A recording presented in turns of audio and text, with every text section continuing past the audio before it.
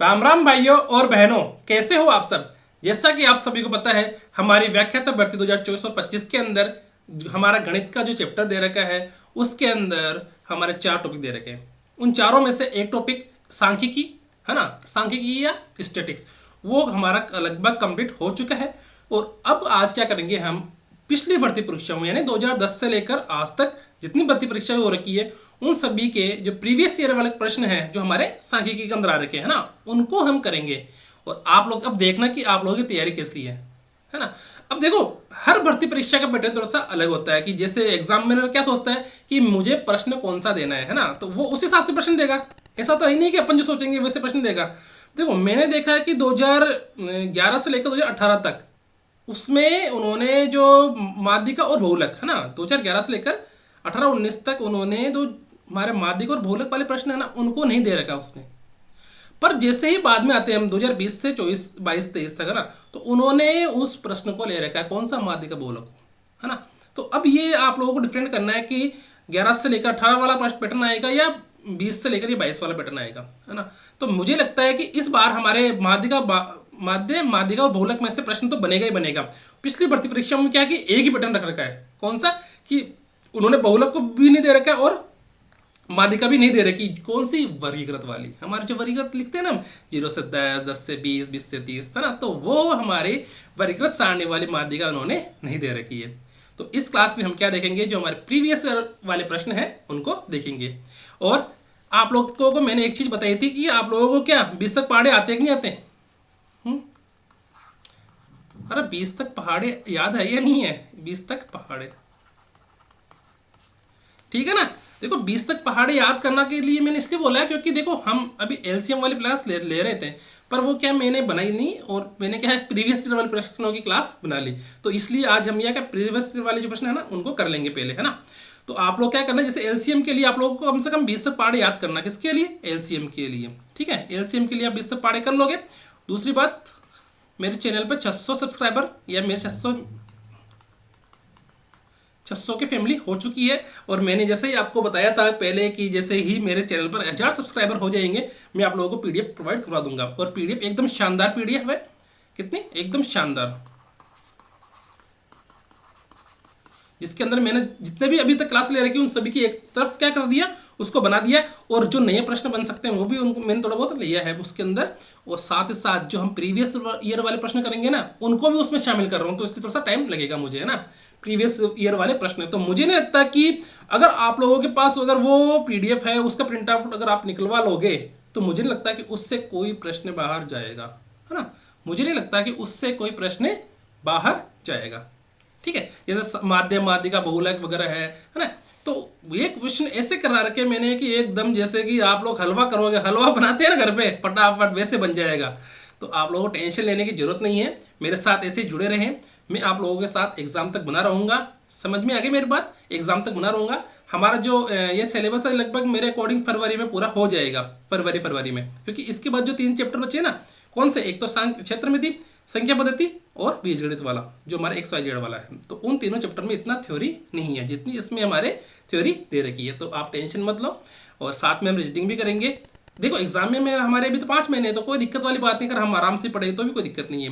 पर मैं चाहता हूँ कि हमारा सिलेबस फरवरी में क्या हो, कंप्लीट हो जाए। तो फरवरी में हमारा सिलेबस वैसे भी कंप्लीट हो जाएगा, तो कोई दिक्कत नहीं आएगी। उसके बाद हम लेंगे रिवीजन क्लास, क्या रेगुलर रिवीजन क्लास लेंगे, तो आप लोगों को कोई दिक्कत आएगी नहीं, ठीक है। और थैंक यू, 600 फैमिली हो चुकी मेरी। और आप लोगों की जिम्मेदारी बनती है। जैसे देखो, अभी मेरा चैनल बहुत छोटा चैनल है और मुझे कोई भी यूट्यूबर जो हमारे चैनल वाले हैं साथ में कोई भी सपोर्ट नहीं कर रहा है ना, कोई भी सपोर्ट नहीं कर रहा है।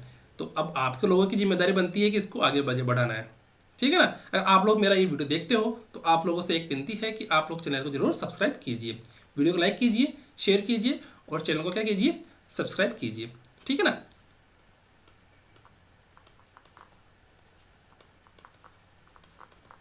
ठीक है, सब्सक्राइब जरूर कीजिए, तभी मुझे मोटिवेशन मिलता रहेगा कि मुझे आप लोगों के लिए कुछ करना है, ठीक है। अब आज किससे मेरी आज किससे है, आप लोगों के फर्स्ट ग्रेड वालों से। जो भी मेरी वीडियो देखे प्लीज़ लाइक कीजिए, शेयर कीजिए और सब्सक्राइब करना ना भूलें। अगर आप लोगों को कोई भी दिक्कत आए कमेंट करना, सर मुझे यह समझ में नहीं आ रहा है बस, है ना। सर मुझे ये समझ में नहीं आ रहा। तो आप लोगों को क्या करना, कमेंट तो करना ही है। कमेंट देखो, कमेंट तो करना ही करना। अगर आपने वीडियो देखी है ना तो कमेंट तो करना ही करना कि सर मुझे समझ में आया या नहीं आया। नाइस क्लास कैसे भी लिखो, बल्कि पर कमेंट जरूर करना है ना, कमेंट जरूर करना, क्योंकि कमेंट से ही पता लगता है कि आप लोगों को समझ में आ रहा है या नहीं आ रहा है। ठीक है, अब देखते हैं हम पिछले सालों के प्रश्न जो कौन कौन से हमारे एग्जाम में आ चुके हैं। देखिए क्या, अरे कौन कौन रेडी है मुझे बताओ तो सही, कौन कौन रेडी है कमेंट करके बताओ सर मुझे प्रश्न करने में आनंद आ रहा है या नहीं आ रहा। देखो ये स्कूल लेक्चर एग्जाम जीके का जो पेपर था वो 2011 के अंदर ये हमारा आ रखा है। कौन सा आ रखा है, 2011 के अंदर। अब कौन सा आ रखा है ये 11 के अंदर, हमने क्या पढ़ा था फर्स्ट क्लास के अंदर। मेरी जो फर्स्ट क्लास थी ये कौन सी फर्स्ट क्लास, मेरी फर्स्ट क्लास थी ना, फर्स्ट क्लास है ना, यानी स्टैटिक्स की जो फर्स्ट क्लास थी उसके अंदर हमने क्या देखा था कि हमारे आंकड़े कितने प्रकार के होते हैं, दो प्रकार के, प्राथमिक आंकड़े और द्वितीयक आंकड़े। प्राथमिक आंकड़े किसे कहते हैं, प्राथमिक आंकड़े किसे कहते हैं, देखो, और द्वितीयक आंकड़े किसे कहते हैं।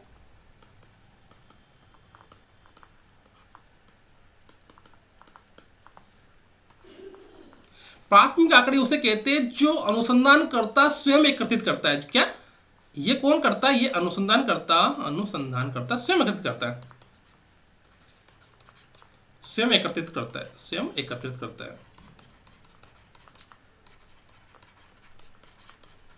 है ना। ये अनुसंधानकर्ता स्वयं एकत्रित करता है और ये दूसरों से, दूसरे द्वितीयक आंकड़े किसे कहते हैं, जो दूसरों से प्राप्त करता है, दूसरों से प्राप्त। अब दूसरों से प्राप्त कहां से करेगा, एक कहां से करेगा, न्यूज़पेपर से। जिससे हम होता है ना कि न्यूज़पेपर से हमने देख लिया कुछ और हमको पता लग गया चीज, और समाचार पत्र पत्रिकाओं से, और हमारे कार्ड से, है ना। तो दूसरों से पता करना है ना, दूसरों से कुछ भी चीज हो सकती है। जैसे किसी ने मुझे बोल दिया सर ये आज ये हो रहा है, तो वो क्या हो गया है, द्वितीयक आंकड़े। जो हमें दूसरों से पता लग रहा है, दूसरों से जो चीज पता लगेगी वो हमारे द्वितीयक आंकड़े। और जो चीज हम स्वयं करेंगे, जो चीज हम स्वयं कराएंगे, जैसे आज मैंने ये पीपीटी आप लोगों के लिए बनाई है ना, ये मुद्रित लिपियों से प्राप्त आंकड़ों को जाना जाता है ना। ये तो हो गए द्वितीयक आंकड़े, पर ये जो मैंने बनाई है ना वो क्या होगी, प्राथमिक आंकड़े, क्योंकि ये मैंने किसी से सहायता नहीं ली है, ये मैंने खुद ने बनाई है। समझ में आ गए। जैसे ये प्रश्न है ना आप लोगों का, ये प्रश्न कौन सा, ये मैंने किसी किताब से लिया है ना, प्रीवियस ईयर वाले प्रश्नों से लिया। तो ये तो हो गया द्वितीयक आंकड़े, पर ये जो मैंने बनाई है ना, ये पीपीटी मैंने जो बनाई है वो हो गया प्राथमिक आंकड़ा, क्योंकि ये मुझे मेरे दिमाग की उपज है कि मैंने इस पीपीटी को ऐसे डिजाइन किया। जैसे यहाँ पर लोगो लगा दिया है ना, ये प्रश्न का जो प्रीवियस ईयर वाला प्रश्न है इसको यहाँ रख दिया, ऊपर मैंने ये मेरा नाम वगैरह लिख दिया है ना, यहाँ मेरी फोटो लगा दी है और इधर प्रश्न को लिख दिया। तो ये किसकी उपज है, ये मेरी उपज है। तो मैं क्या करूंगा, ये मैंने खुद ने पता किया ना कि कैसे करना है, तो ये तो हो गया मेरा प्राथमिक आंकड़ा। और ये जो प्रश्न ले रखा मैंने दूसरी जगह से, तो ये हो गया मेरे लिए द्वितीयक आंकड़ा। ठीक है, जो अनुसंधान करता है स्वयं एकत्रित करता है उससे तो बोलते हैं प्राथमिक आंकड़ा, और जो दूसरों से एकत्रित करता है, दूसरों की सहायता लेता है, उससे बोलते हैं द्वितीयक आंकड़े। और प्राथमिक आंकड़ा में देखो हमारा बजट होने वाला अभी कहाँ, हमारा बजट आने वाला अभी हमारे फरवरी में, तो बजट हो गया प्राथमिक आंकड़ा। क्यों, क्योंकि बजट पहले कहीं पर भी हमारा लिखा हुआ नहीं है कि इस बजट में क्या क्या होगा। पता है किसी को, नहीं पता, पता होता तो वो क्या हो जाता, माला माल हो जाता। पर बजट में कहीं भी ऐसा लिखा हुआ नहीं है कि ये बजट में घोषणा करेंगे और ये नहीं करेंगे। तो ये तो हो गए प्राथमिक आंकड़े। और अगर हम उस बजट के बाद में जो हमारी किताबें आएगी वो क्या हो जाएगी, द्वितीयक आंकड़े। जो किताबें आएगी ना, है ना, वो किताबें आएगी वो क्या हो जाएगी, द्वितीयक आंकड़े हो जाएगी। क्यों हो जाएगी, क्योंकि उस बजट को देखकर, बजट की जो पीडीएफ आएगी ना उसको देखकर वो क्या किताबों में छाप देंगे कि इस राजस्थान सरकार में ये इतने धान हुआ, इतना गेहूं हुआ, इतना चावल हुआ, है ना। तो वो क्या हो गया, द्वितीयक आंकड़े। तो हमारा यहाँ पर मुद्रित लिपियों से प्राप्त आंकड़े, मुद्रित लिपियों से यानी इस मुद्रित लिपियों से प्राप्त हो रहा है, खुद अनुसंधान करता नहीं कर रहा है। तो ये क्या हो गया हमारा सेकेंडरी डाटा, क्या हो गया, द्वितीयक आंकड़े। ठीक है, तो ये हमारा क्या हो गया, द्वितीयक आंकड़ा या द्वितीयक आंकड़े। ठीक है, समझ में आ गया मेरी बात। नहीं आए ना, कुछ नहीं करना, जैसे फोन उठाओ और कमेंट कर दो। देखो मेरे इस चैनल पर 600 फैमिली हो चुकी है, तो इसलिए मैं भी आज क्या थोड़ा सा खुश हूँ। और आप लोगों की जिम्मेदारी बनती है कि इस फर्स्ट ग्रेड के जब तक एग्जाम हो तब तक कम से कम 5-6 हज़ार तो पूछो। ठीक है, इतनी मेहनत कर रहा हूँ तो आप लोगों का इतना भी फर्ज बनता है, तो आप लोग अपना फर्ज को भी थोड़ा सा निभाना, है ना। अब देखो ये भी 2011 के अंदर आ रखा है। ठीक है, देखो मैंने क्लास लंबी हो जाए तो मुझे कोई टेंशन नहीं है, बस बच्चों को समझ में आना चाहिए कि सर ने क्या बताया है। क्लास देखो एक की जगह 2 हो गई, 2 की जगह 3 हो गई, तो इसमें कोई दिक्कत वाली बात नहीं है। ये सब आपके लिए तो है, मैं चाहूँ तो इसको 2-3 क्लासों में खत्म कर दूँ है। 2 प्रश्न लिया एक एग्जाम का, ये प्रीवियस ईयर में आ चुका है। अब जो हम पहले वाले एग्जाम में आ रखे हैं उन सभी प्रश्नों को लेंगे ना, जब भी तो पता लगेगा कि हमारे प्रश्न हमको आते हैं या नहीं आते हैं। ठीक है, अब ये हो गया माध्य वाला। ये कौन सा हो गया? ये माध्य वाला प्रश्न हो गया। ठीक है, समझ में आ गई मेरी बात। अब ये तो हो गया माध्य वाला। सर माध्य वाला प्रश्न हो गया तो उसको कैसे करेंगे? समांतर माध्य, आंकड़ों का योग बताएंगे, आंकड़ों की संख्या। समझ में आ गई मेरी बात। देखो 2 धनात्मक संख्या का समांतर माध्य 29.5 दे रखा है। तो 2 धनात्मक संख्या है ना, धनात्मक संख्या तो कितनी है? 2। तो 2 का समांतर माध्य दे रहा है कितना? देखो क्या बोलूं मैं यहाँ पर, हाँ देखो यहाँ पर जेड दे रखा है तो अपन एक सही मान लेते हैं। 2 धनात्मक संख्या माना कौन सी? माना दोनों धनात्मक संख्या कौन सी है? देखो ये सिर्फ और सिर्फ आप लोगों को समझाने के लिए लिख रहा हूं मैं यहाँ पर, बाकी आप लोगों को कैसे करना है देखो। इसको शॉर्ट में बताऊंगा आप लोगों को, पहले ना लोग देख लेते एक बार। माना संख्या कौन कौन सी है? माना संख्या 2 धनात्मक संख्या कौन कौन सी है? एक्स और वाई। दोनों धनात्मक संख्या कौन कौन सी है? एक्स और वाई है ना। मैंने माना धनात्मक संख्या है, दोनों क्या है? धनात्मक संख्या है। मैंने ये चीज मान ली। अब क्या करना है? अब क्या करना है? ये क्या कह रहा है कि इसका समांतर माध्य दे रखा है। तो समांतर माध्य क्या होता है? समांतर माध्य, हमारा जो समांतर माध्य का फॉर्मूला क्या होता है कि आंकड़ों का योग बटे आंकड़ों की संख्या।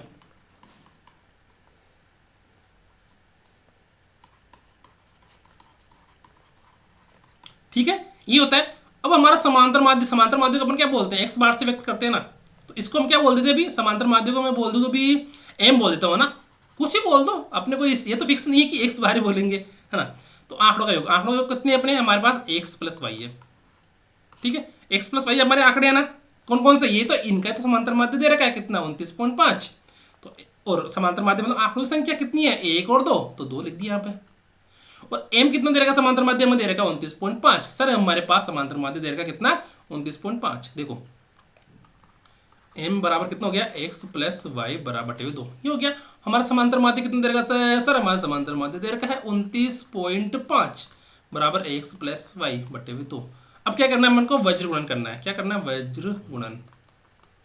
ठीक है, कैसे करेंगे? इसको ऊपर ले जाएंगे, इससे गुणा कर देंगे, और इस एक को इससे गुणा कर देंगे। तो ठीक है, तो 29.5 गुणा 2 बराबर एक्स प्लस वाई। ठीक है, एक्स प्लस वाई।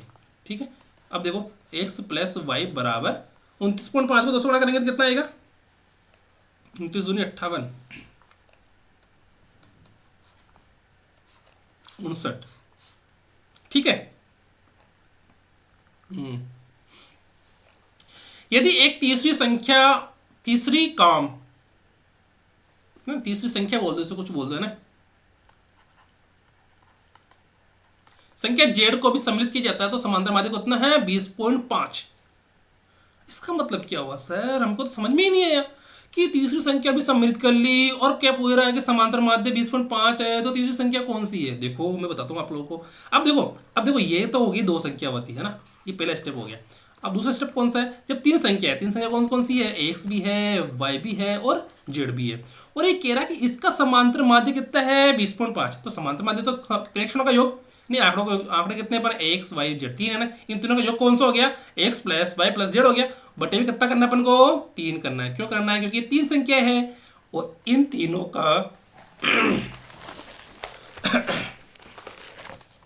तीनों का हमारे पास क्या दे रखा है? समांतर माध्य दे रखा है। कितना दे रखा है हमारे पास? 20.5। ठीक है, ये जो हमने किया ना इधर, वो इधर कर दिया दूसरी स्टेप के अंदर। ठीक है, कि x plus y plus z है, एक्स वाई तो हमारे पहले संख्या थी, और कह रहा है कि तीसरी संख्या भी उनमें जोड़ ले, तीसरी संख्या भी उसमें जोड़ ले, तो हमारा समांतर माध्य। देखो ये जेड है ना, जेड, इसको मैं जेड बोल देता हूँ। ठीक है, तो x plus y plus z बटे में 3 क्यों किया? क्योंकि आंकड़ों का योग कितना हो गया? x plus y plus z बटे में 3 क्यों किया? क्योंकि हमारे 3 ही संख्या है। बराबर क्या लिख दिया हमने? समांतर माध्य जो उसका दे रखा है, कितना दे रखा है? 20.5। देखो कितना दे रखा है हमारे पास? x plus y plus z कितना दे रखा है? बटे में 3, यानी 20.5 दे रखा है ना। मुझे बताओ 20.5 दे रखा है या नहीं दे रखा है सर, दे रखा है। अब देखो, अब इसको फिर क्या कर दो, वज्र गुणन कर दो। क्या कर दो, वज्र गुणन। इसको इससे गुणा कर दो, इसको इससे गुणा कर दो, वज्र गुणन। ठीक है, तो x plus y plus z बराबर 3 गुणा 20.5। तो हमारे पास x plus y plus z बराबर कितना आ गया, 20 दिए 60 और 61.5। ठीक है, 61.5 आ गया हमारे पास या नहीं आया, मुझे बताओ आया कि नहीं आया। सर आ गया। अब देखो एक्स वाई की वैल्यू कितनी दे रखी है यहाँ पर, ये हो गई समीकरण नंबर 1, ये 2 हो गई। एक्स वाई बराबर कितना, 59 है ना। तो इसको देखो समीकरण 1 से देखो, हमारे पास एक्स वाई कितना है, हमारे पास एक्स वाई कितना सर, हमारे पास एक्स वाई का मान है 59 है ना। कि अब x plus y plus z बराबर 61.5 और एक्स वाई की जगह कितना रखना है, मुझे 59 रखना है। कितना रखना है, 59। तो 59 रख दिया मैंने यहाँ पर, प्लस जेड बराबर 61.5। और मुझे किसका मान निकालना है, जो हमने तीसरी संख्या जोड़ी ना, कौन सी जोड़ी, जेड जोड़ी। तो जेड का ही मुझे मान निकालना है। तो जेड बराबर 61.5 माइनस 59 बराबर क्या आया, 2.5। यानी हमारा जो आंसर है वो कितना है, 2.5। ठीक है, जो हमारी तीसरी संख्या जोड़ी वो कौन सी है, 2.5। ये आप लोग अच्छे से ध्यान रख लेना। अब अगर मैं कहूं कि मुझे अगर शॉर्ट मेथड से करना होता तो मैं कैसे करता, क्योंकि मैंने इतना सारा लिख दिया ना, आप लोगों को समझ में आ गया होगा, है ना। अब शॉर्ट से मेथड से मैं करता तो कैसे करता, देखो यहाँ से, यहाँ देखो कैसे करता कि दो संख्या दे रखी है, दोनों का योग दे रखा है कितना, सॉरी दोनों का औसत दे रखा है या समांतर माध्य दे रखा है कितना, 29.5 दे रखा है। तो देखो डायरेक्ट करना है मुझे क्या, कि एक्स प्लस वाई बटे हुए 2 बराबर 29.5। तो एक्स प्लस वाई बराबर कितना हो गया मेरे पास, 59 हो गया सर। और वो कह रहा है कि तीसरी संख्या सम्मिलित करने पर समांतर माध्य कितना हो गया, x plus y plus z बटे हुए 3 है ना। समांतर माध्य कितना, x plus y plus z बटे हुए 3 कितना हो गया, 20.5। मुझे देखो ये डायरेक्ट कैसे कर रहा हूँ मैं, 2 ही लाइन लिखी मैंने भी, 2 ही लाइन। ठीक है ना, 20.5 हो गया यहाँ पे। एक्स प्लस वाई, इसको वापस करते हैं, हालांकि स्टेप तो वही फॉलो करनी है अपन को, पर देखो कि x plus y plus z बटे हुए 3 बटे हुए 20.5 बराबर 20.5। ठीक है, तो x plus y plus z, तो x plus y plus z बराबर कितना, 3 से गुणा करेंगे तो कितना हो जाएगा ये, 3 गुणा 20.5 बराबर 61.5। ठीक है, तो एक्स वाई का मान कितना दे रखा है मुझे, 59 दे रखा है। तो हमारे पास जेड का मान कितना हो जाएगा, जेड बराबर 61.5 माइनस 59 बराबर 2.5। ठीक है, ये क्या हो गया, शॉर्ट में कर दिया इसको। ठीक है, अब ये शॉर्ट कैसे आएगा, जब आप लोग क्या करोगे, जो पीडीएफ दूंगा ना आप लोगों को, उसकी खूब प्रैक्टिस करोगे, है ना। उसकी क्या करोगे, खूब प्रैक्टिस करोगे। और कोई प्रश्न नहीं आता है तो वहां पे लिंक दे रखा होगा, उस लिंक पर जाके क्लिक कर लो, तो आप लोगों को वो प्रश्न का सॉल्यूशन मिल जाएगा। ठीक है, आप लोगों की जिम्मेदारी बनती है, देखो मुझे आप लोगों से आस है, मेरी कोई भी सपोर्ट नहीं कर रहा है। मैं जैसे भी किसी को बोलता हूँ कि यार मेरा तो सब प्रमोशन कर दो, कि यार कि मेरा चैनल अभी छोटा है, तो सब मना कर रहे हैं। क्या कि सब मना कर रहे हैं कि नहीं, छोटे चैनल का कौन प्रमोशन करता है ना। तो प्रमोशन के लिए अब क्या किसके पास जाऊँ, तो आप लोगों के पास ही मैं आया हूँ। तो आप लोगों की जिम्मेदारी बनती है कि क्या करना, चैनल को ज़्यादा से ज़्यादा शेयर करना है और सब्सक्राइब करना है। सब्सक्राइब बढ़ेंगे तो ही तो मुझे मोटिवेशन मिलेगा। ठीक है, तो समझ में आ गई ये बात कि दो धनात्मक संख्याओं का माध्य दे रखा 29.5। यदि एक तीसरी संख्या जेड को भी सम्मिलित किया जाता है तो समांतर माध्य कितना है, 20.5 हो जाता है। तो ये तीसरी संख्या कौन सी है, 2.5 है। ठीक है, देखो अब आ गया माध्यिका वाला। वही माध्यिका वाला कौन सा है, ये व्यक्तिगत श्रेणी वाला माध्यिका आ गया। कौन सा, व्यक्तिगत श्रेणी।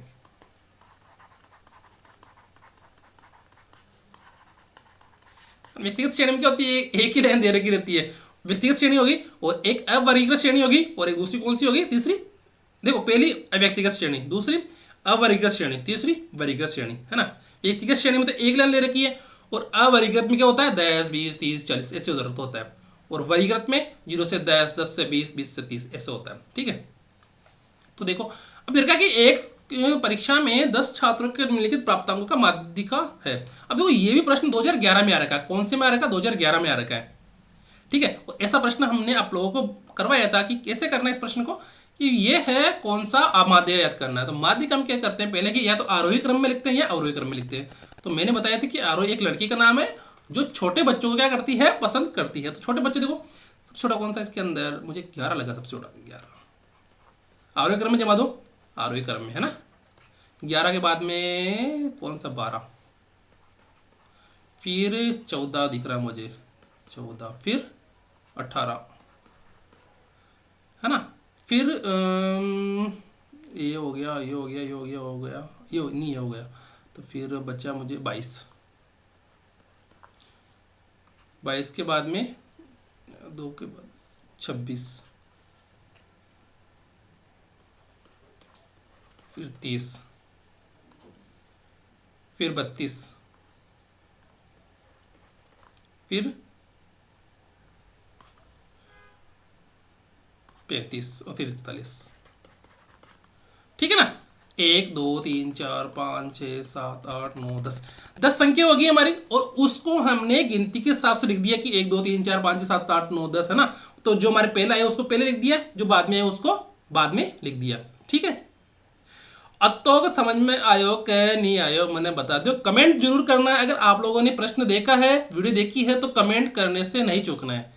ठीक है, कमेंट करोगे तो ही मुझे मोटिवेशन मिलेगा। ठीक है, और मैं तभी आप लोगों के लिए अच्छा कुछ कर पाऊंगा। ठीक है, समझ में आ गई मेरी बात। अब ये कहाँ पर है, इसमें एन का मान कितना है, 1 2 3 4 5 6 7 8 9 10। तो हमारे जो एन का मान, एन का मतलब मान क्या है हमारा, एन बराबर कितना है, पदों की संख्या।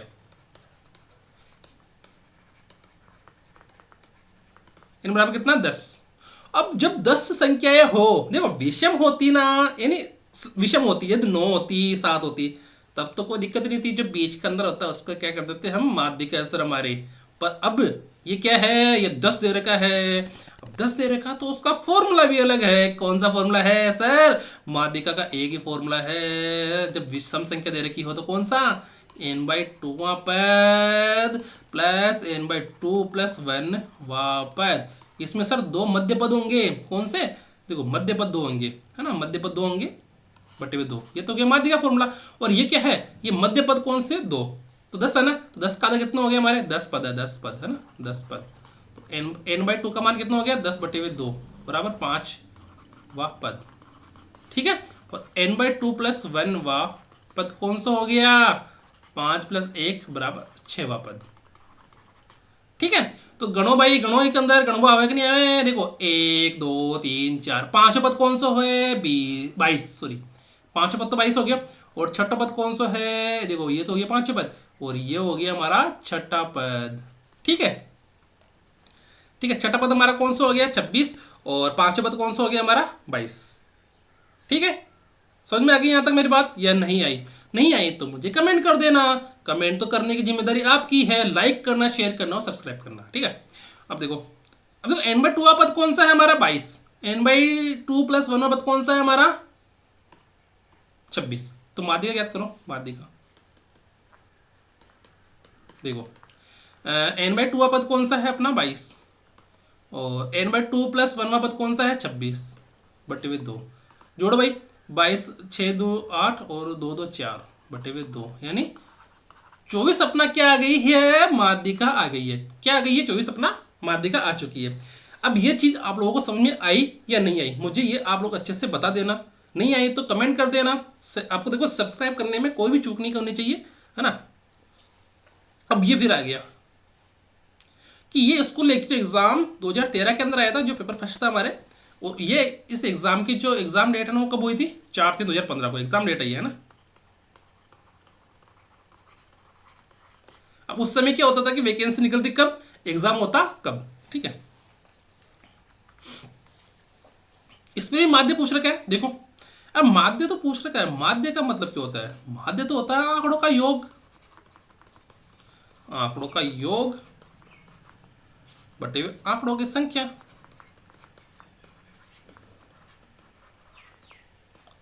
ठीक है ना।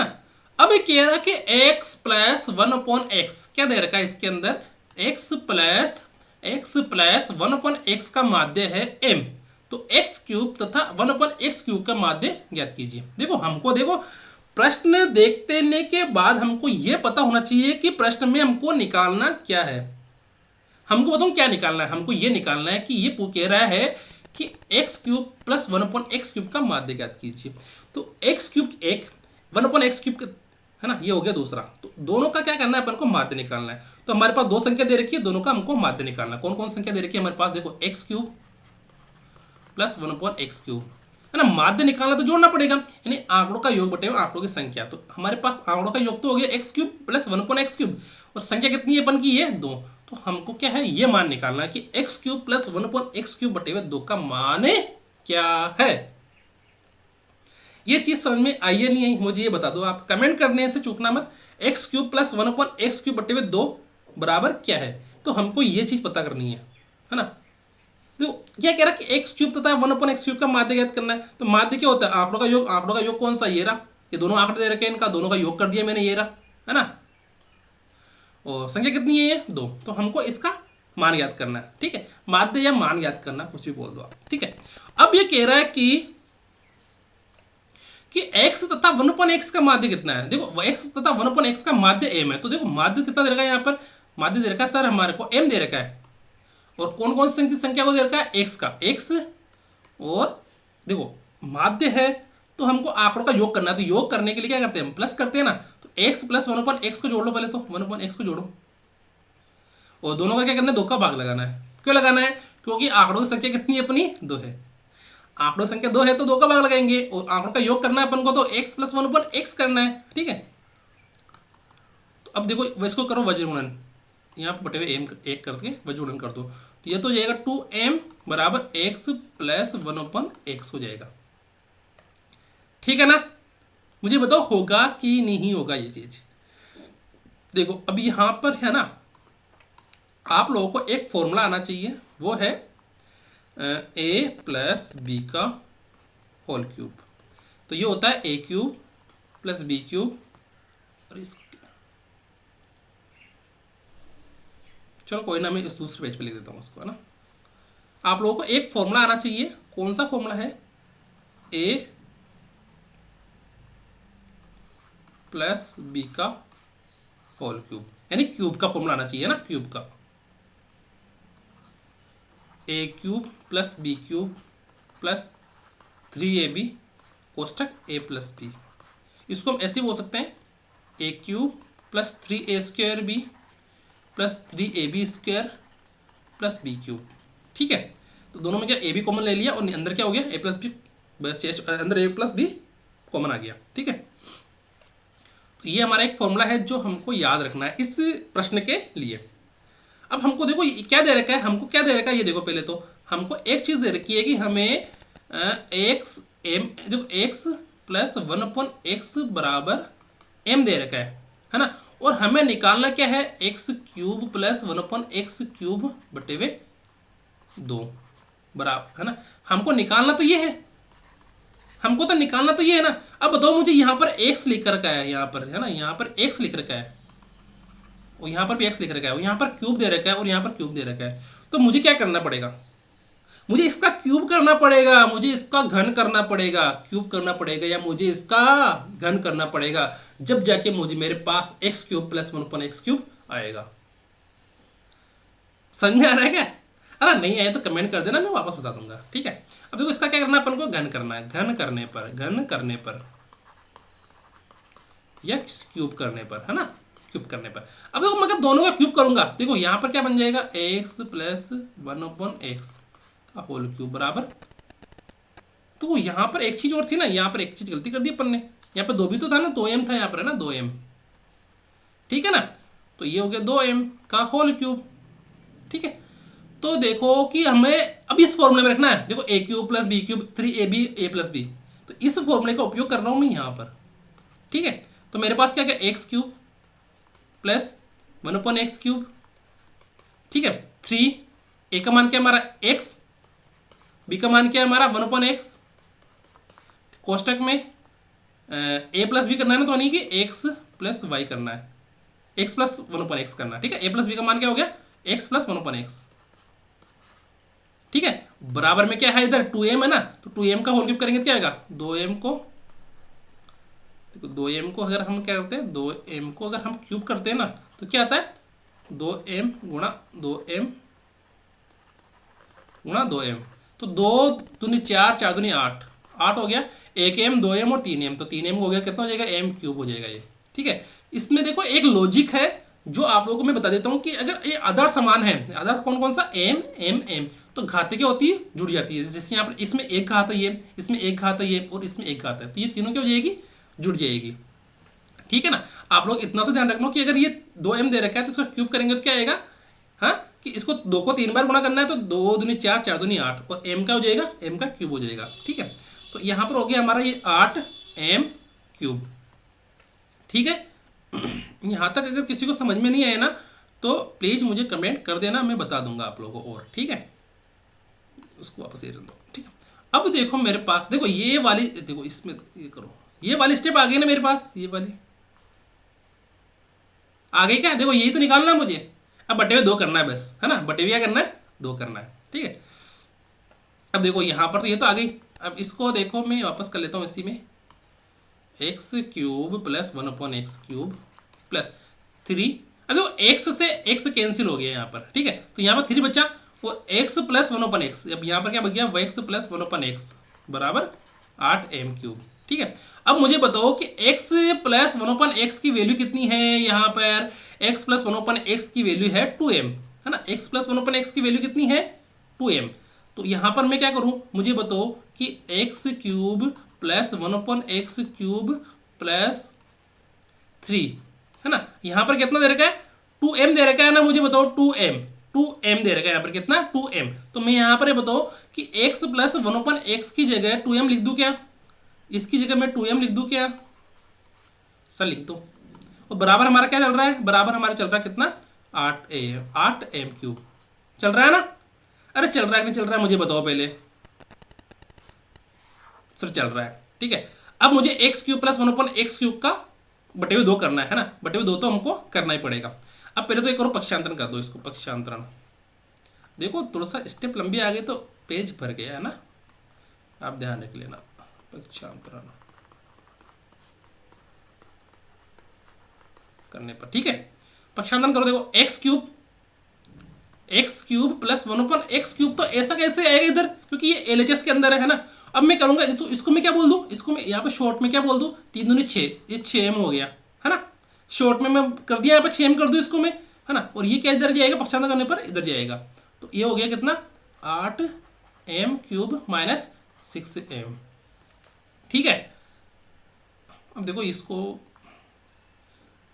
X cube plus 1/x cube, इसको यहाँ पर लिखो थोड़ा, x cube plus 1/x cube बराबर, अब देखो इन दोनों में से मुझे, देखो आपको कॉमन लेना शायद आता नहीं होगा, तो मैं आप लोगों को बिना कॉमन लिए भी करा देता हूँ, है ना। इसको देखो कॉमन लेके भी कर सकते हैं, ठीक है, कॉमन लेके भी कर सकते हैं। कॉमन जैसे 8 और 6 दोनों में कॉमन कौन सा आ रहा है, कॉमन 2 का भाग जाता है दोनों में। कॉमन का मतलब होता है जिसके अंदर दोनों का भाग चले जाए। ठीक है, किसका भाग जा रहा है दोनों में, 2 का भाग जा रहा है क्या, हाँ 2 का भाग जा रहा है इसके अंदर, और एम भी तो कॉमन है ना इसके अंदर, एम भी दोनों में है ना, या नहीं है ना। तो मैं क्या करूँ, इसको 2m कॉमन ले लेता हूँ, है ना, देखो 2 कॉमन लूंगा और m कॉमन लूंगा, है ना। क्यों लूंगा कि अगर देखो इसको मैं ऐसे लिख दूँ क्या, इसको मैं ऐसे लिख दूँ क्या, इसको यहाँ लिख देते हैं। देखो आपको समझाने के लिए करना पड़ रहा है सब इतनी मेहनत, और फिर भी आप लोग मेरा साथ नहीं दे रहे हो, हाँ कोई बात नहीं। अब देखो इस 8 को मैं कैसे लिख दूँ, यहाँ पर देखो 8 को मैं ऐसे लिख दूँ क्या, 2 गुणा 2m गुणा 4m स्क्वायर, दोनों गुणा करेंगे 2 दूनी 4, नहीं 4 दूनी 8, और m को m स्क्वायर से गुणा करेंगे तो m क्यूब हो जाएगा, और इसको 2m गुणा 3 लिख दूँ। अरे गुणा करने पर यही तो आ रहा है। अब देखो 2m दोनों में कॉमन आ रहा है ना, तो 2m में बाहर रख देता हूँ, कोष्टक करके मैं क्या लिख दूंगा, 4m स्क्वायर माइनस 3, है ना, 4m स्क्वायर माइनस 3। ठीक है, आ गया क्या, अरे नहीं आया तो फोन उठा के, सर मुझे ये प्रश्न समझ में नहीं आया, बस यही तो करना है। ठीक है,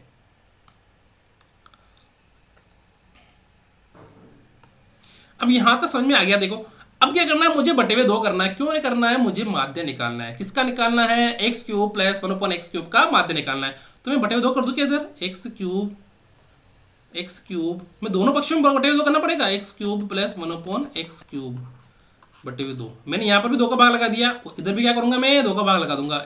2m 4m³ - 3 बटे हुए 2, 2 का भाग लगा दिया तो 2 से 2 कैंसिल हो गया। तो हमारे पास क्या बचा, इसका मान क्या आया, m कोष्टक 4m³ - 3 सॉरी m² है ना, यहाँ पर m² आएगा ना, m² बटे हुए कुछ नहीं आएगा, ठीक है, क्योंकि 2 से 2 हमारा कैंसिल हो चुका है। तो 4m कोष्टक 4m² - 3 m कोष्टक 4m² - 3, तो हमारा ये क्या हो गया, हमारा समांतर माध्य आ चुका है। किसका, x³ + 1/x³ बटे हुए 2 का समांतर माध्य हमारा क्या आया, m कोष्टक 4m² - 3।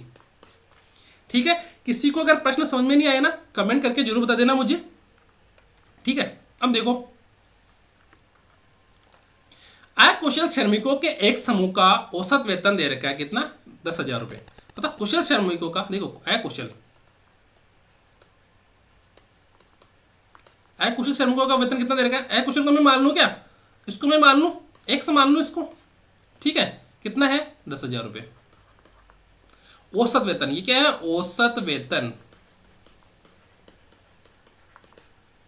है ना, कितना है ये, औसत वेतन है ये क्या है, औसत वेतन। कितने श्रमिकों का, एक से श्रमिकों का। तो मुझे बताओ कुल वेतन कितना हो जाए, एक से श्रमिकों का कुल वेतन कितना है। देखो थाने एक चीज बताइए कोने की, मैं पहले बता रहा हूँ क्यों कि इकाई की माध्य क्या ही होया करे, माध्य या औसत का ही होया करे, आंकड़ों का योग बटो आंकड़ों की संख्या, ठीक है, आंकड़ों के योग बटे आंकड़ों की संख्या हो रखी है ना। और मैं फिर कह रहा हूं, कोई ये मत सोच लेना कि सर को क्वेश्चन आता है कि नहीं आता, ठीक है ना। दूसरी बात कि मैं सिर्फ और सिर्फ आप लोगों को समझाने के लिए ही ये सारे स्टेप करता हूं कि एक एक चीज समझ लिख के आप लोगों को बताता हूं, ठीक है। अगर मैं एग्जाम में बैठता तो मैं ये सब चीजें नहीं लिखता। तो ये आप लोगों को डिसाइड करनी है कि आप लोगों को कौन सी चीज लिखनी है, कौन सी छोड़नी है, ठीक है ना। मैं मेरी बता रहा हूँ कि मैं एग्जाम बैठता तो मैं तो लिखूंगा इतनी चीजें कि कुशल श्रमिक एक्स है, इनका औसत वेतन ये दे रखा है, मैं डायरेक्ट करता हूँ उस चीज को। पर आप लोगों को सिर्फ बताने के हिसाब से, है ना, पूरा शॉर्ट नहीं करवा के पूरा आराम से विस्तार से समझाता हूँ कि ये क्वेश्चन ऐसे हो रहा है, ठीक है ना। शॉर्ट से अगर बता दूंगा तो आप लोगों को समझ में ही नहीं आएगा कि ये क्या क्या रखा है सर ने, ठीक है। अब देखो एक क्वेश्चन सर में कितने दे रखा है, एक्स, इसका औसत वेतन कितना दे रखा है 10,000। तो कुल वेतन कैसे निकालेंगे हम, कुल वेतन निकालने के लिए हम क्या करेंगे, कुल वेतन मतलब आंकड़ों का योग, कुल वेतन मतलब आंकड़ों का योग, कुल वेतन, देखो कुल वेतन अगर हम कैसे निकालेंगे, देखो आप लोगों को ऐसे समझ में आएगा नहीं तो मैं ऐसे बता देता हूं। औसत का मतलब होता है पर एक जने का, औसत का मतलब होता है एक जने का 10,000 रुपए है तो एक्स जनों को कितना हो जाएगा 10,000 एक्स, है ना। तो अपने पास देखो 10,000 दे रखा है, औसत कितना औसत दे रखा है, और कुल वेतन यहां पर आ जाएगा कुल वेतन। और कितने व्यक्ति है हमारे पास, एक्स व्यक्ति है, कितने व्यक्ति है हमारे पास, एक्स व्यक्ति है, क्योंकि औसत कितना हमारे पास 10,000, आंकड़ों का योग कितना है ये हमें निकालना है, एक्स मतलब उन व्यक्तियों की संख्या। तो हमारे पास देखो कुल वेतन कितना आ जाएगा 10,000 एक्स, ठीक है। इसी प्रकार कुशल, कुशल श्रमिक कितने हमारे पास, कुशल, इसको मैं वाई मान लूं, कितने हैं ए वाई, और इनका औसत वेतन कितने दे रखा है 15,000 औसत वेतन,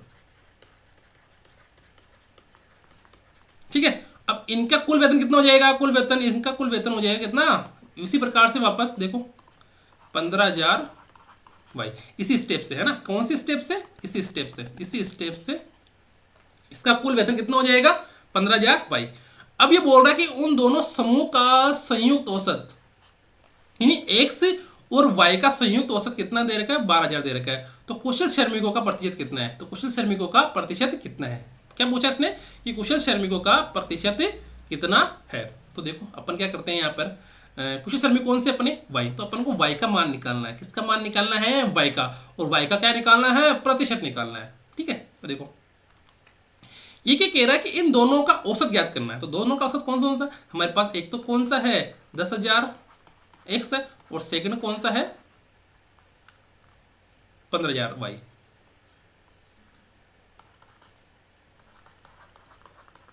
हमारे पास दो है 10,000 एक्स और एक 15,000 वाई, तो दोनों है हमारे पास। दोनों को कैसे करेंगे हम, मुझे बताओ। अब इन दोनों का औसत निकालना है, कितने, यहाँ पर तो एक्स और यहाँ पर वाई है, दोनों औसत कितना दे रखा है हमारे पास 12,000 दे रखा है ना। देखो दोनों का औसत कैसे निकालेंगे, औसत बराबर, तो 10,000 इसको जोड़ो एक बार और इसको जोड़ो, दोनों जोड़ने के बाद ही तो औसत निकलेंगे ना। दोनों को जोड़ के किसका भाग लगा दो, दोनों का भाग लगा दो। और दोनों में है कौन कौन से सर, 2 का भाग लगाएंगे या एक्स वाई का भाग लगाएंगे। देखो यहाँ पर ये एक्स आदमी है और यहाँ पर वाई आदमी है। हमको पता है कि कितने आदमी है, नहीं, यहाँ पर एक्स आदमी है, यहाँ पर वाई आदमी है। तो किसका भाग लगाएंगे, इन दोनों आदमियों का योग कितना है, यहाँ पर एक्स आदमी है, यहाँ पर वाई आदमी है। ये तो हो गया क्वेश्चन। अब क्वेश्चन में लोग कितने हैं, एक्स, और यहाँ पर क्वेश्चन में लोग कितने हैं, वाई। समझ में आ गई मेरी बात। क्वेश्चन में तो एक्स हो गया और क्वेश्चन में वाई लोग शामिल हैं। और 10,000 एक्स कुशल श्रमिकों का कुल वेतन हो गया और 15,000 वाई अकुशल श्रमिकों का कुल वेतन हो गया। अकुशल आदमी है, श्रमिक, ठीक है। अब हमने एक्स प्लस वाई का भाग क्यों लगाया, 2 का भाग क्यों नहीं लगाया सर, क्योंकि देखो अगर यहाँ पर केवल 10,000 और 15,000 लिखे होते तो हम 2 का भाग लगाते, पर यहाँ पर 10,000 एक्स और 15,000 वाई लिखा हुआ है, यानी कि वो 10,000 एक्स है ना, वो एक्स आदमियों का कुल वेतन है। तो एक्स आदमी हो गया ना, एक्स आदमी जैसे 10 भी हो सकते हैं, 15 भी हो सकते हैं, ठीक है। और वाई का मतलब वाई आदमी का कुल वेतन, यानी वाई के अंदर 5, 10, 15, 20 कुछ भी हो सकते हैं। तो उन 10 और 15 को जोड़ेंगे जब भी तो कुल आदमी आएंगे ना। तो ये एक्स प्लस वाई क्या है, कुल आदमियों की संख्या। तो इन दोनों औसत कितना दे रखा है, 12,000 दे रखा है, ठीक है। औसत कितना दे रखा है, 12,000 दे रखा है। अब क्या करना है अपन को, वज्र गुणन करना है। क्या करना है, वज्र गुणन करना है, ठीक है। अब सिंपल सा करना है, बस सिंपल सा हो गया, ठीक है। यहाँ पर हो गया 10,000 एक्स प्लस 15,000 वाई बराबर 12,000 एक्स प्लस वाई। क्या कर दिया हमने वहाँ पर, वज्र गुणन कर दिया, ठीक है। देखो 3 जीरो से 3 जीरो कैंसिल हो गया, 1 2 3, 1 2 3 और 1 2 3, तो 3 जीरो से 3 जीरो कैंसिल हो गया दोनों साइड से, है ना। नहीं समझ में आया तो मुझे बता देना, वापस बता दूंगा। 10 एक्स हो गया इधर प्लस, अरे देखो नहीं समझ में आया तो मैं बता देता हूँ।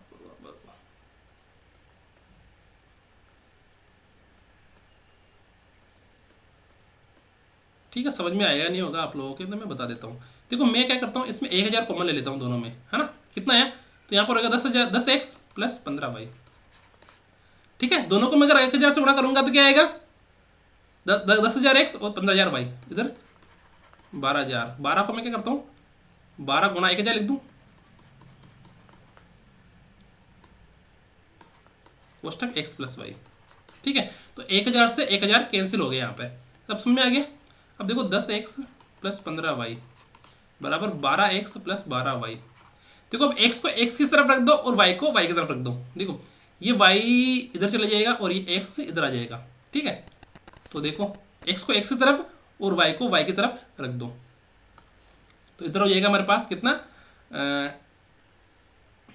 15 वाई में से 12 वाई गया तो इधर 12 एक्स में से 10 एक्स गया तो कितना हो गया, 3 वाई बराबर 2 एक्स, ठीक है। तो हमारे पास एक्स बटे हुए वाई का मान क्या आया, एक्स बटे वाई का मान आया हमारे पास 3 बटे हुए 2, ठीक है। एक्स बटे हुए वाई का मान कितना है हमारे पास, 3 बटे हुए 2 आ गया ना, ये नहीं आया, मुझे बताओ आ गया कि नहीं आया। देखो एक्स बटे वाई का मान कितना आ गया हमारे पास, 3 बटे हुए 2। कैसे आया, देखो इधर करो इसको, 2x बराबर 3 वाई, इसको ऐसे भी लिख सकते हैं ना। देखो एक्स की जगह मैंने एक्स का ऐसे कैसे रख दिया, है ना, और वाई को मैंने क्या कर दिया, इधर लेके आ गया, ठीक है। और 3 तो ऐसे कैसा रह गया, और 2 को मैं क्या कर दिया, 3 के नीचे लेके आ गया, तो ये ऐसे बन गया, ठीक है। अब देखो मुझे किसका मान निकालना है, कुशल श्रमिकों का प्रतिशत कितना है, कुशल श्रमिकों का प्रतिशत।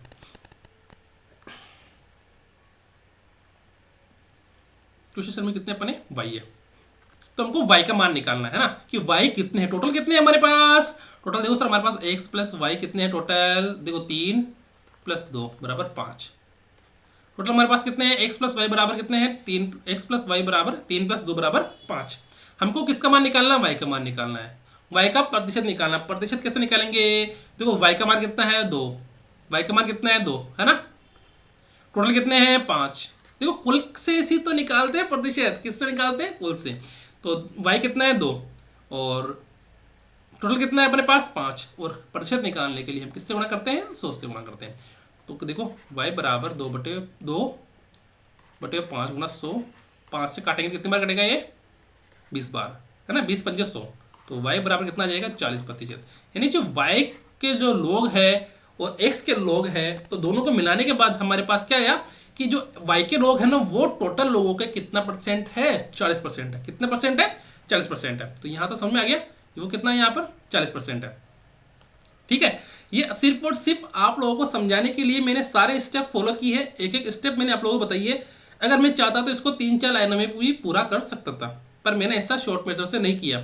ठीक है ना, शॉर्ट मेथड से आप लोगों को नहीं करवाया, क्योंकि देखो अगर आप लोगों को पूरा पता होगा कि कौन सी स्टेप हमको कहाँ करनी है, कौन सी हमने कैसे निकाली है, मैंने जैसे कौन सी चीज़ कैसे निकाली है, तो ही आप लोग उसको कर पाओगे। ठीक है, तो कमेंट जरूर करना अगर क्वेश्चन समझ में आया तो।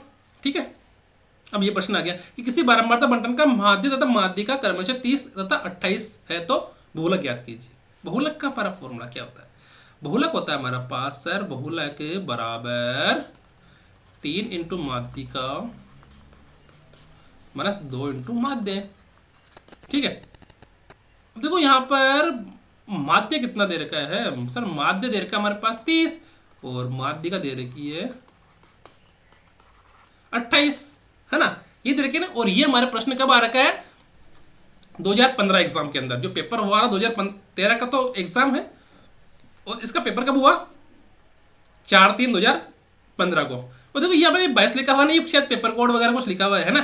ठीक है, तो इसको lecture competition exam 2013 paper first, और इसका एग्जाम हुआ था 4/3/2015 को।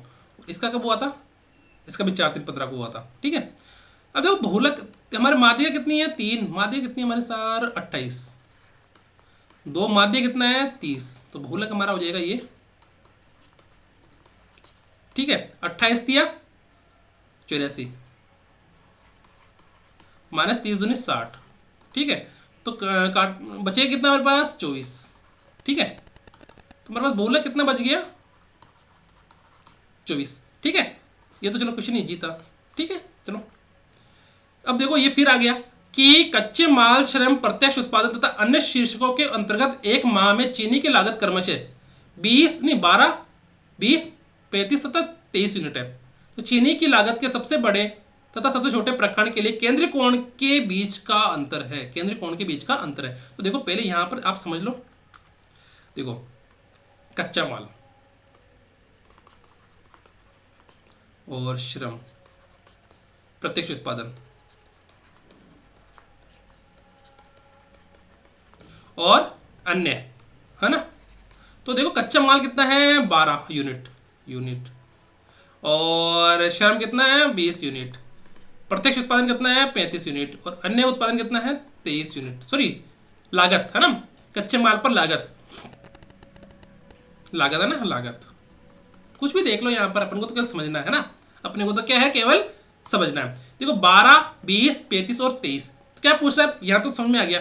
तो चीनी की लागत के सबसे बड़े तथा सबसे छोटे प्रखंड, सबसे बड़ा कौन सा इसके अंदर 35, सबसे छोटा कौन सा है 12, है ना। दोनों के प्रखंड, सबसे बड़े तथा सबसे छोटे प्रखंड के केंद्रीय कोण के बीच का अंतर, तो दोनों का अंतर कितना है, देखो सबसे बड़ा कितना है अपना 35 यूनिट, सबसे छोटा कितना है 12 यूनिट, है ना। 35 यूनिट सबसे बड़ा, और सबसे छोटा कितना है हमारा 12 यूनिट। ठीक है ना, तो चीनी की लागत के सबसे बड़े तथा सबसे छोटे प्रखंड के केंद्रीय कोण का, केंद्रीय कोण की बात आ गई तो हमको मतलब क्या समझ में आया कि हमको 360 डिग्री में से निकालना है। क्या निकालना, 360 डिग्री में से हमको इसको सोल्व करना है। ठीक है, अब देखो अब ये तो हो गया 12 यूनिट, और ये कितना हो गया 35 यूनिट। ठीक है, 12 यूनिट ये रहा, और ये कितना 35 यूनिट। ठीक है ना, और टोटल यूनिट कितना है, टोटल यूनिट कितना है सर, टोटल यूनिट तो हमारा कितना है 12 और 20 32 और 35 कितना हो गया 67 और 30 23 90, तो 90 यूनिट टोटल कितना हमारा, 90 यूनिट टोटल कितना है हमारा लागत कितनी है हमारा टोटल 90 यूनिट। तो हमारा दोनों का अंतर कितना आ गया 23 यूनिट। देखो सबसे बड़ा हमारा कौन सा है, प्रत्यक्ष उत्पादन, है ना, ये तो 35, और कच्चा माल कितना 12 यूनिट, तो अंतर कितना दोनों का 23 यूनिट। यानी हमको 23 यूनिट का केंद्रीय कोण ज्ञात करना है। क्या, 23 यूनिट का हमको केंद्रीय कोण ज्ञात करना है। तो आप लोग कर लोगे क्या, मुझे तो ये बताओ पहले। देखो सबसे इजी है, आराम से कर लोगे, कोई भी दिक्कत नहीं आती है ना। और जैसे भी आप लोग मेरे से जुड़े हुए हो तो कोई दिक्कत आने वाली भी नहीं है, और नहीं मैं आने दूंगा। ठीक है, अब जैसे मेरे 700 फैमिली हो चुकी है, तो आप लोगों का कर्तव्य बनता है कि इसे कम से कम 1000, 2000, 3000 तक तो पहुँचो। और फर्स्ट ग्रेड की जितने भी बच्चे तैयारी कर रहे हैं मेरे साथ ही, उन सबसे विनम्र निवेदन है कि चैनल को लाइक कीजिए, शेयर कीजिए और सब्सक्राइब कीजिए, है ना। तो आप लोगों का छोटे भाई का भी चैनल आसानी से थोड़ा ग्रो कर जाएगा। सभी पता है ना। अब जैसे पढ़ाना मैंने भी स्टार्ट किया है, आता है तभी किया है ना। अब आप लोगों को समझ में आ रहा है तभी आप लोग, अगर आप लोग ये प्रश्न समझ में आया ना तभी आप सब्सक्राइब करना, अदरवाइज नहीं करना। समझ में नहीं आया तो मत करना, और आ जाए तो पक्का पक्का करना। देखो समझ में आ गया ना, यहाँ तक तो पूरा लिख दिया मैंने। और टोटल कितना 90 यूनिट, और 200 सॉरी 23 ये है, ये 23 यूनिट है, ये यूनिट लिखा हुआ यूनिट है ना, ये यू है, यू है ना।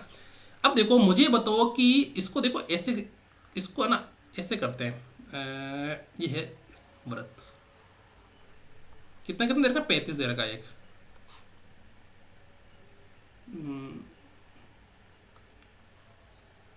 चार भागों में बांट दो इसको।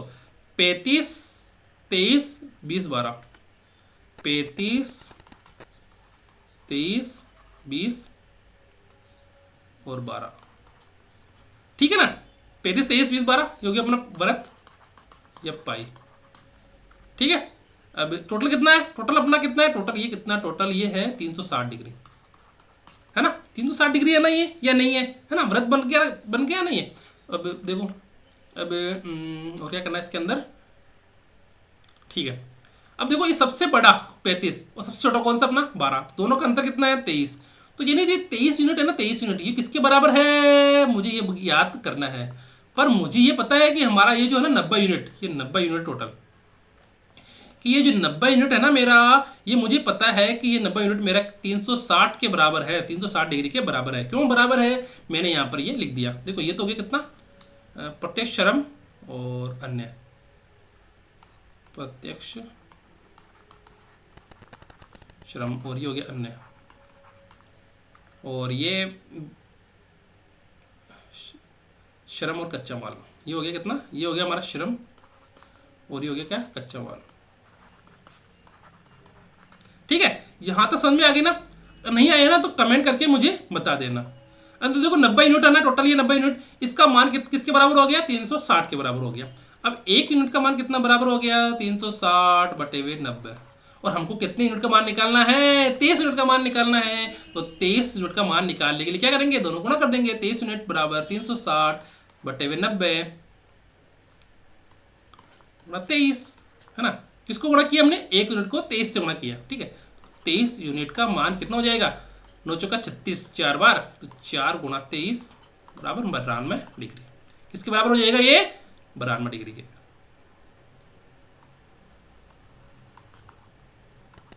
ठीक है ना। इसके बराबर हो गई ये, 92 डिग्री के बराबर हो चुका है, ठीक है। तो हमारा आंसर कितना है, ये 92 डिग्री, ठीक है। 23 यूनिट किसके बराबर हो गया हमारा, ये 92 डिग्री के बराबर हो चुका है, ठीक है। अब देखो अगर किसी को कुछ समझ में नहीं आए तो कमेंट कर देना, ठीक है। कमेंट कैसा भी हो, कमेंट जरूर करना। अगर आप लोगों ने प्रश्न देखा है तो कमेंट जरूर करना, ठीक है। अब देखो दिए गए चित्र में एक शहर के 1080 लोगों के खाने की पसंद को दर्शाया गया है। थोड़ा सा सर्दी लग रखी है ना। दिए गए चित्र में एक शहर के 1080 और ये प्रश्न कब आ रखा है, हमारा जो 2015 वाला एग्जाम है ना उसके अंदर आ रखा है। और एग्जाम डेट कब थी इसकी, 17/7/2016 को, यानी 17/7/2016 को जो एग्जाम डेट थी ना उसमें यह प्रश्न आ रखा है, ठीक है। क्यों, तो बताओ कि जो लोग पास्ता पसंद करते हैं उसका प्रतिशत कितना है। पास्ता कितने % पसंद करते हैं, 45 डिग्री। 45 डिग्री क्या है, पास्ता पसंद करते हैं लोग, कितना, 45 डिग्री। तो देखो सर ये 45 डिग्री तो दे रखा है, टोटल कितना है, टोटल है सर हमारा 360। टोटल कितना है सर हमारा 360। तो हमको क्या करना है, इस 45 डिग्री का मान है ना किस में से निकालना है, 360 डिग्री में से निकालना है। और अगर हमको परसेंटेज में चेंज करना है तो किससे गुणा करते हैं, हम 100 से गुणा करते हैं, ठीक है। तो 45 एकम 45 का भाग 300, देखो 9 से कट रहा है ये, 9 पंजे 45, 9 चौक 36, फिर 5 अंटा 40, ठीक है। तो 100 में अगर हम 8 का भाग देंगे तो क्या आएगा हमारे पास, 8 एकम 8 बच्चा 2, फिर 0, 8 दूनी 16, बच्चा कितना 4, फिर 0 लगाएंगे यहाँ पर। और यहाँ क्या लगाएंगे अपन पॉइंट लगाएंगे। तो 8×5 = 40। ठीक है, देखो थोड़ी सी जुकाम वगैरह लग रखी है ना। अगर आवाज़ प्रॉपर नहीं आई तो आप समझ जाना, ठीक है ना। ये मत बोल लेना कि सर आवाज़ नहीं आ रही आपकी, है ना। ठीक है, समझ में आ गया ना। देखो समझ में आना चाहिए अपने को। अब सामने वाला बेटा बंदा जैसे मैं हूँ तो मैं हर टाइम तो स्वस्थ रह नहीं सकता ना। ठीक है, तो क्या है कि जुकाम वगैरह लग जाती है, अभी सर्दी चल रही है हमारे, तो ठीक है समझ जाना आप। ठीक है, ये हमारे पास ये कितना जो पास्ता पसंद करते हैं उसका परसेंटेज कितना है, 12.5% है ना। ठीक है, अब यहाँ पर अगर लोगों को तो पूछा नहीं है तो मतलब इस लोगों का तो कोई मतलब ही नहीं है कि लोग तो हमको निकालना ही नहीं है। ये डायरेक्ट पूछ रहा है कि पास्ता कितने परसेंट लोग खाते हैं, 45%, 45 डिग्री खाते हैं। और डिग्री को किस में चेंज कर दिया, अपने परसेंटेज में चेंज कर दिया बस। अगर नहीं समझ में आया ना, मुझे क्वेश्चन नंबर लिख देना सर मुझे ये प्रश्न समझ में नहीं आया। क्वेश्चन नंबर, ये मत सोचना कि यार प्रश्न नहीं लिखोगे तो कैसे समझ में आएगा। क्वेश्चन नंबर लिख देना कि हमको ये प्रश्न समझ में नहीं आया और प्रश्न में क्या समस्या आई है, कमेंट में करके बता देना। ठीक है, ये प्रश्न आ रखा है हमारे 2018 एग्जाम का है और 3/1/2020 को इसका एग्जाम हुआ था। कब, 3/1/2020 को। अब ये प्रश्न को कैसे करना है, ये भी फिर औसत का ही फॉर्मूला आ गया कि एक विद्यालय में 25 अध्यापक थे, उनकी औसत आयु 30 वर्ष थी। हैं, एक विद्यालय 25 अध्यापक और उनकी औसत आयु 30 वर्ष थी। ठीक है, मैं मान लिया औसत आयु 30 वर्ष थी, तो औसत कैसे निकालेंगे सर। देखो मैं इसको शॉर्ट में करूँ तो कैसे करूँगा। देखो 25 और 30 है तो टोटल आयु कितनी हो जाएगी दोनों की, टोटल आयु। मैं इसको शॉर्ट में करूँ तो कैसे करूँगा, टोटल आयु कितनी, 25 × 30 = 750। ठीक है, कह रहा उसी समय एक अध्यापक जिसकी आयु 60 वर्ष थी सेवानिवृत्त हो गए। कुछ कब हो गए, जिस समय इनकी औसत आयु 30 वर्ष थी। तो सेवानिवृत्त होने के बाद एक शेष आयु कितनी बच जाएगी, है 750 - 60, क्योंकि 60 वर्ष पे तो सेवानिवृत्त होता है। कितनी बच जाएगी, 690। ठीक है, अब आदमी कितने बचे, ये आदमी कितने बचे, 24 बचे। 24 आदमी बचे ना, तो एक आदमी निकल गया। तो 24 आदमी की आयु कितनी, 690। और एक नए अध्यापक की नियुक्ति उस अध्यापक के स्थान पर की गई जो अभी सेवानिवृत्त हो गया, रिटायर हो गया। उसकी जगह कौन सा आ गया, एक नया अध्यापक आ गया। अब अध्यापकों की औसत आयु 1 वर्ष कम हो गई। कितनी हो गई, 1 वर्ष कम हो गई। तो बताओ मुझे, ये 24 है ना, अब टोटल अगर इसमें एक अध्यापक और आ गया तो कितने बचेंगे, ये 25 हो जाएंगे, है ना। अरे 25 होंगे कि नहीं होंगे मुझे बताओ पहले, होंगे ना। देखो 690 तो ये है पहले से। 690 कितने व्यक्तियों की आयु है, 24 व्यक्तियों की, है ना। ये कितने की है, 24 की। क्यों है, क्योंकि रिटायरमेंट हो गया एक, रिटायरमेंट के टाइम जब रिटायर नहीं हुआ तब तक कब कितनी थी, 750। रिटायर नहीं हुआ तब तक कितनी थी, 750। और रिटायर होने पर कितनी बच गई, 24 आदमी बच गए ना। और क्या 24 आदमी की आयु कितनी है, 690, है ना। और मैं कह रहा हूँ कि 2500 आदमी, है ना, इसको मैं एक्स मान लूँ, जो आया ना नया आदमी उसकी आयु कितनी, एक्स। टोटल कितने हो गए, ये हो गए 24 और ये हो गए 25, तो 25। अब औसत आयु कितनी है, 1 वर्ष कम हो गई। कितनी कम हो गई, 1 वर्ष। पहले कितनी थी, 30, अब कितनी हो गई, 29।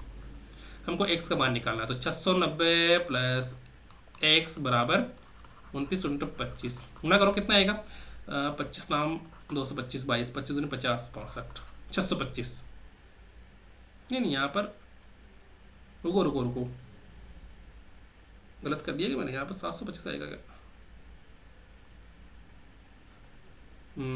25 नंबर तो फिर बच्चा 22, 25 दूनी 50 और 22 72। ठीक है, 725। ठीक है, अब देखो यहाँ पर कि 690 + x = 725। देन x बराबर कितना आ गया, 725 - 690, देन x = 35 साल। अब देखो ऐसे ही करना अपने को भी, है ना, ऐसे ही करना अपने को भी। और अपन देखो लॉन्ग मेथड से करते हैं क्या, कि देखिए जैसे अध्यापक कितने, 25, कितने हैं, 25 है ना। औसत आयु कितनी है इनकी, औसत आयु कितनी देर की इसकी, 30। तो कुल आयु कितनी हो जाएगी, कैसे होंगी, देखो औसत बराबर कुल आयु बटे हुए कुल संख्या, है ना, कुल संख्या। तो औसत कितना दे रखा है, 30। कुल आयु निकालनी है हमको, तो कुल आयु यहाँ पर आ गया। और संख्या कितनी है, कुल संख्या 30 नहीं 25। तो कुल आयु निकालो यहाँ से, कुल आयु 30 इंटू 25 बराबर 750। ठीक है, सेवानिवृत्त हो गया एक अध्यापक, है ना, एक सेवानिवृत्त हो गया होने से शेष कितने बचेंगे, 25 माइनस 1 बराबर 24 बचेंगे, है ना। और कुल आयु कितनी हो जाएगी 24 की, कितनी हो जाएगी 750 में से 60 गया तो कितने बचेंगे 690। ठीक है, अब देखो इसके अंदर 690 हो गया। अब देखो इसके अंदर क्या दिक्कत आ रही है कि 690 तो यहां तक हो गया। अब देखो मुझे बताओ कि एक नया आया, एक नया अध्यापक आ गया, एक नया अध्यापक आया, तो बताओ टोटल कितने हो गया वापस, टोटल वापस हो गया 24 प्लस 1 बराबर 25। ठीक है, अब हमको क्या करना है, उसकी आयु ज्ञात करनी है। और औसत कितना बन गया, नया औसत, नया औसत हो गया कितना सर, नया औसत हो गया एक कम, यानी 30 माइनस 1 बराबर 29। ठीक है, तो देखो औसत की जगह औसत रख दो, औसत की जगह क्या रख दो, औसत रख दो 29 बराबर, और अब कुल आयु कितनी होगी 690, कुल आयु कितनी है 690, ये कितनी है, ये 24 की 690 हो गई। और नया कौन सा आया अपने पास, नया अध्यापक है, उसकी मैंने क्या मान ली एक्स, ये हो गया 24 जनों की और ये हो गई 25 जनों की, तो ये हो गया 25 है ना, तो 24 और 1 25, तो 25 है ना, तो 690 प्लस एक्स बराबर 29 गुणा 25। तो अब देखो ये तो हमने आगे कर रखा था, है ना, 690 प्लस एक्स बराबर 29 गुणा 25 कितना हो गया, 95 25 9 225 और 22 725। ठीक है, तो एक्स का मान कितना हो गया अपने पास 725 माइनस 690, देन एक्स बराबर 35। ठीक है, एक्स बराबर कितना आ गया 35। देखो शॉर्ट भी कर लिया अपन ने और लॉन्ग भी कर लिया। और किसी को कोई प्रॉब्लम आ जाए कमेंट करके, सर मुझे प्रश्न नंबर 9 में दिक्कत आई, क्या दिक्कत आई वो भी लिखना, है ना, क्या दिक्कत आई वो भी लिखना, ठीक है ना, तभी मैं बता पाऊंगा। अब ये देखो प्रश्न सबसे धांसू प्रश्न है, ये सबसे धांसू प्रश्न है जो जल्दी से किसी को सोल्व ही नहीं होता, जल्दी से किसी से सोल्व भी नहीं होगा। ठीक हो, करते हैं कि माध्य माध्यिका एवं बहुलक के मध्य प्रयोग सिद्ध संबंध है, माध्य माध्यिका तथा बहुलक के मध्य प्रयोग सिद्ध संबंध है। देखो ये कब हुआ था 2018 के अंदर, और एग्जाम डेट कब थी इसकी 3/1/2020 के अंदर, कब 3/1/2020 के अंदर। देखो हमारे पास एक फॉर्मूला है, कौन सा, बहुलक बराबर 3 इंटू माध्यिका माइनस 2 इंटू माध्य। ठीक है, यही है ना। अब देखो अपने को क्या करना है, यहाँ पर देखो ऑप्शन में माध्यिका माइनस बहुलक दे रखा है, माध्यिका माइनस बहुलक, यानी कि इस माध्यिका में से बहुलक को घटाना है अपन को। तो हमारे पास क्या एक चीज आ जाएगी, क्या आ जाएगी, माध्यिका माइनस बहुलक। हमको देखो इस प्रश्न का आंसर क्या है, इस प्रश्न का आंसर कोई भी हो सकता है ना। इस प्रश्न का आंसर इसी माध्यिका माध्य माध्यिका में बहुलक के मध्य संबंध, तो संबंध तो ये हो गया।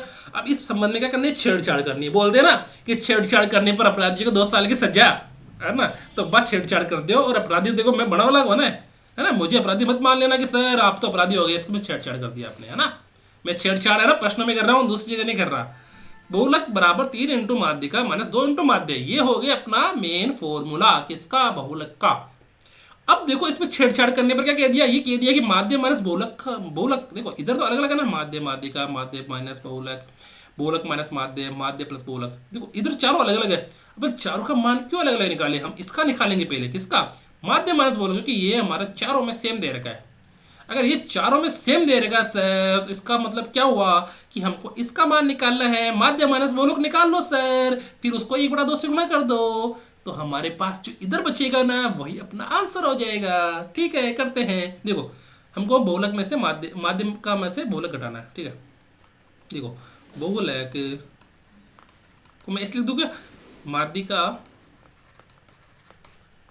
प्लस 2 गुणा माध्यिका माइनस 2 गुणा माध्य। देखो एक माध्यिका ये रही, 2 माध्यिका ये रही, तो 3 माध्यिका हो गई ना। अरे हुई कि नहीं है मुझे बताओ पहले तो, हाँ हुई या नहीं हुई, सर हो गई माध्यिका, हो गई मैं समझ में आ गया। देखो इधर देख लेते इसको, है ना। बहुलक बराबर 3 इंटू माध्यिका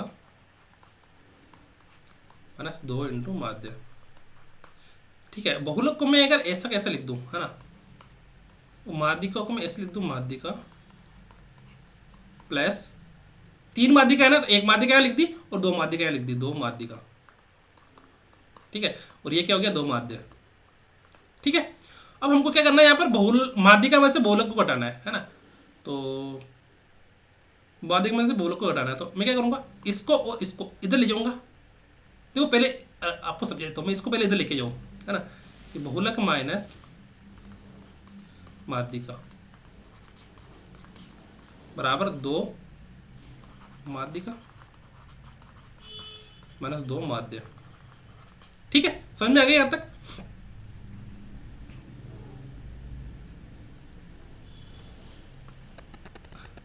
पता नहीं कौन सा बटन दब गया, हाँ, कभी दबा नहीं आज तक। ठीक है, अब देखो बहुलक माइनस माध्यिका करना है अपन को, है ना, नहीं अपन को माध्यिका माइनस बहुलक करना है। तो देखो अगर मैं कहूँ, मैं क्या कहूँ, मैं कहूँ कि अगर माध्यिका माइनस बहुलक करना है, तो अगर मैं कहूँ कि दोनों पक्षों को माइनस से गुणा कर दो, देखो इसको दो प्रकार से कर सकते हैं। कैसे कि एक तो मैं इधर वाली संख्या को इधर लेके जाऊँ और इधर वाली संख्या को इधर लेके जाऊँ, तो चिन्ह अपने आप चेंज हो जाएंगे। और एक कैसा हो कि दोनों पक्षों को माइनस से गुणा कर दो, है ना। तो मैं क्या कर दूँ, माइनस से गुणा कर दूँ, माइनस से माइनस 1 से,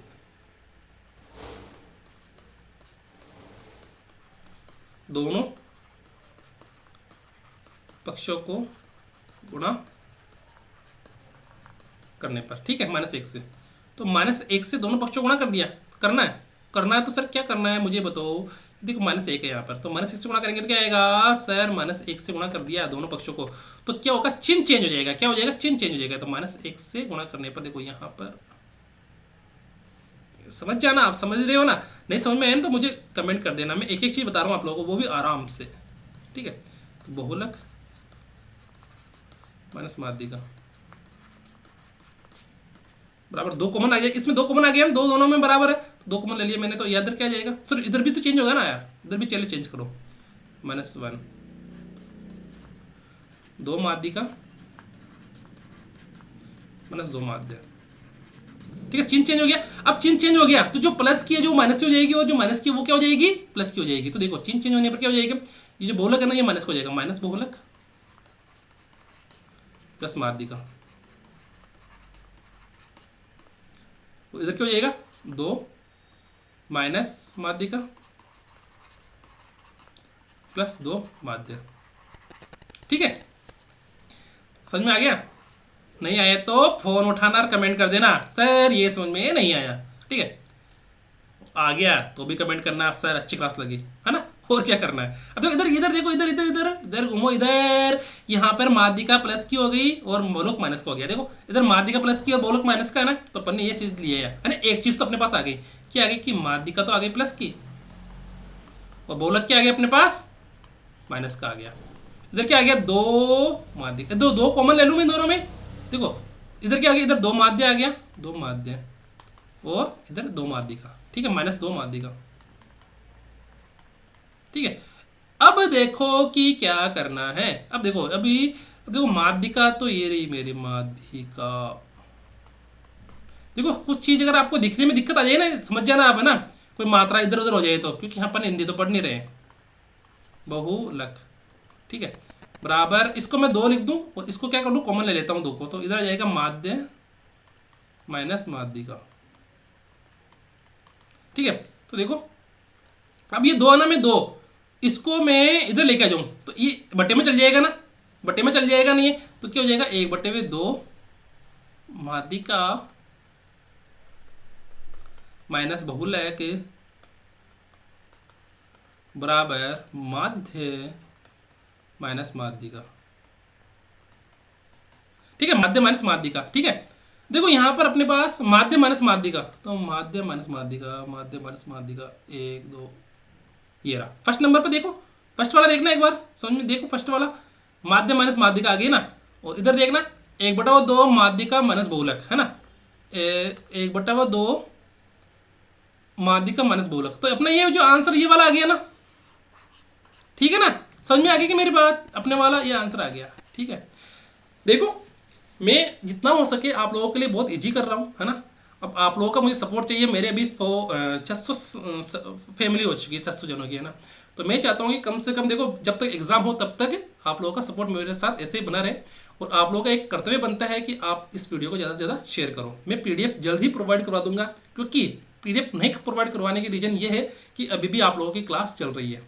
मैं नहीं चाहता कि आप लोगों को 2-2 3-3 पीडीएफ प्रोवाइड करूँ कि यार ये पीडीएफ अलग करवा दी, वो अलग करवा दी, नहीं, एक साथ एक पीडीएफ सांख्यिकी खत्म। ठीक है, निम्न में से कौन सा द्विआयामी आरेख नहीं है? द्विआयामी आरेख नहीं है, कौन सा नहीं है, कौन सा नहीं है? ये आ रखा है 2018 में 3/1/2020 को, 3/1/2020 को। देखो अपन ने वर्गाकार पढ़ लिया, वर्गाकार का मतलब ये भी एक आयत की तरह ही होता है ना। वर्गाकार भी क्या होता है, एक आयत होता है। और आयताकार पढ़ लिया और पाई आरेख भी पढ़ा। तो अपन ने भूदंडीय आरेख पढ़ा क्या? नहीं पढ़ा। पढ़ा क्या? नहीं पढ़ा। तो ये क्या हो जाएगा अपना द्विआयामी आरेख नहीं है। ये क्या अपना द्विआयामी आरेख नहीं है। और क्यों नहीं है, क्यों नहीं है, इसके पीछे रीजन देखो। देखो एक आयामी आरेख कौन कौन सा होता है? जैसे ग्राफ होता है ना, रेखा ग्राफ, बहुरेखी रेखा चित्र, दंड आरेख, आयत चित्र, आयु लिंक पिरामिड, ये तो होते क्या एक आयामी आरेख, है ना। ये आप लोग याद रख लेना इसको, ठीक है। द्विआयामी आरेख कौन कौन से होते हैं? जैसे वृत्त आरेख हो गया, आयताकार आरेख हो गया, आयताकार के साथ साथ क्या हो गया, वर्गाकार,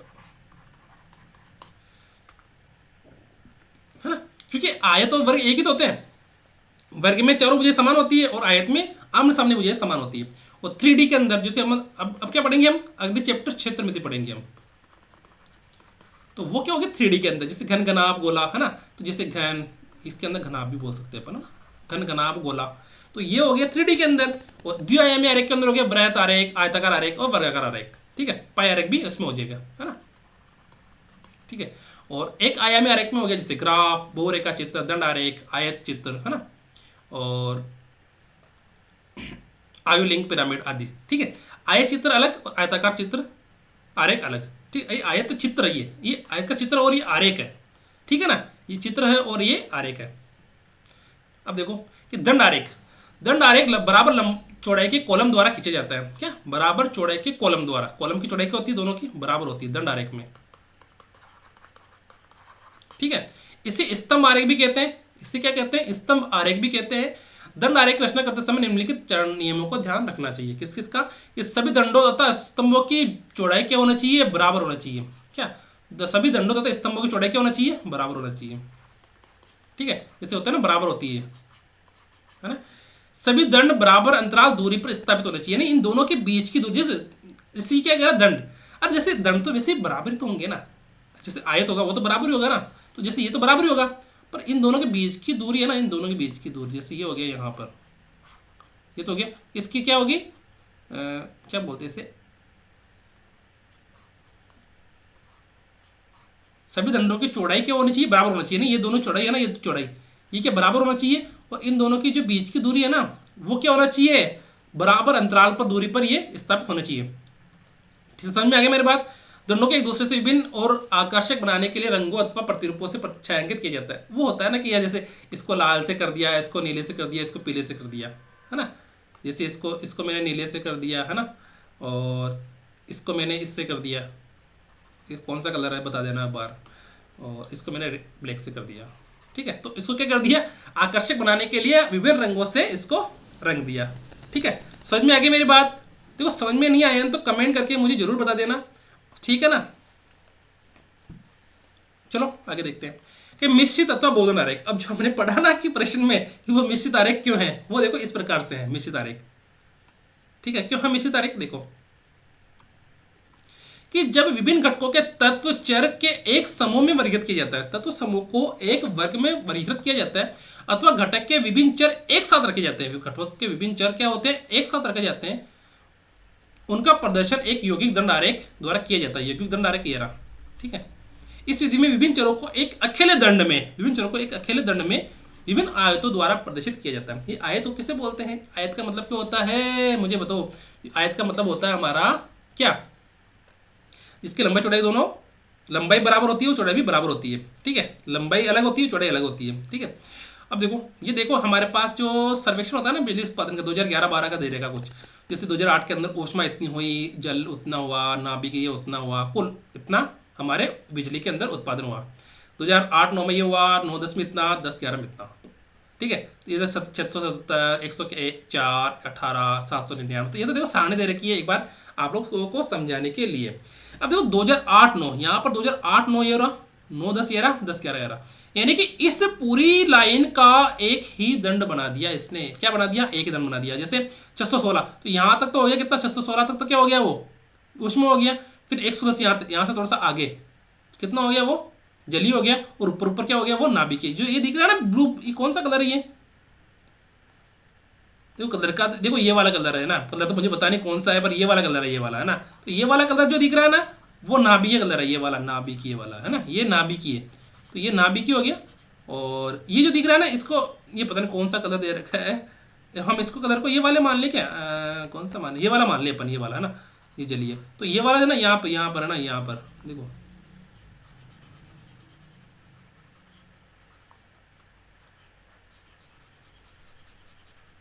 ठीक है। देखो इसके अंदर जो ब्लैक वाला है ना, वो तापीय हो गया, तापीय या ऊष्मीय है ना, तापीय या ऊष्मीय, तापीय या ऊष्मीय, ठीक है। और ये येलो वाला हो गया जलीय, और ये वाला कौन सा कलर है, ये वो हो गया हमारा नाभिकीय है ना।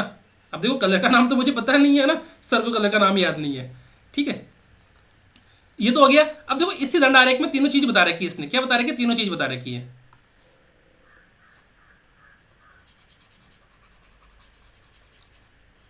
अरे ये ऊपर चला गया क्या पीछे, ठीक है, समझ जाना आप ना। ऊपर तो दे रखा है ये वाला कलर नाभिकीय वाला, ऊपर इसमें नाभिकीय दे रखा है, इसमें नाभिकीय दे रखा है।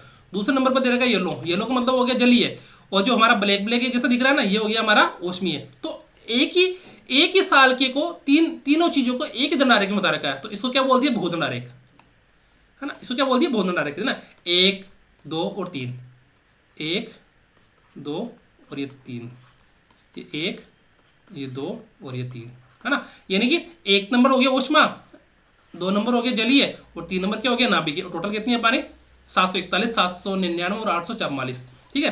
तो इसको क्या बोल दिया इसने, भूदंडारेख या मिश्रित दंडारेख। क्या बोल दिया, भूदंड या मिश्रित। जिसके अंदर क्या हो गया कि एक साल के अंदर अलग अलग चीजों को उसमें शामिल कर लिया। जैसे इसके अंदर क्या कर दिया इसने, ऊष्मा को भी शामिल कर लिया है ना, इसमें इसको ऊष्मा को भी शामिल कर लिया, इधर इसने जल को भी शामिल कर लिया, और ऊपर उसने नाभिकीय को भी शामिल कर लिया। समझ में आ गई मेरी बात? देखो इतना सा ध्यान रखना कि उसमें भूदंड आरेख हमारा द्विमीय आरेख नहीं है, बस इतना सा ध्यान रखना है, ठीक है ना। समझ में आ गई?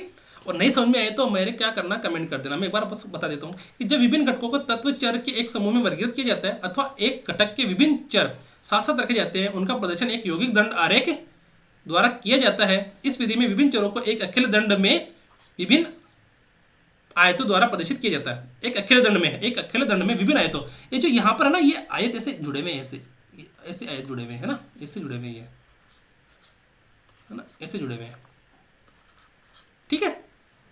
चलो आगे करते हैं। देखो समझ में नहीं आया तो कमेंट कर देना, ठीक है।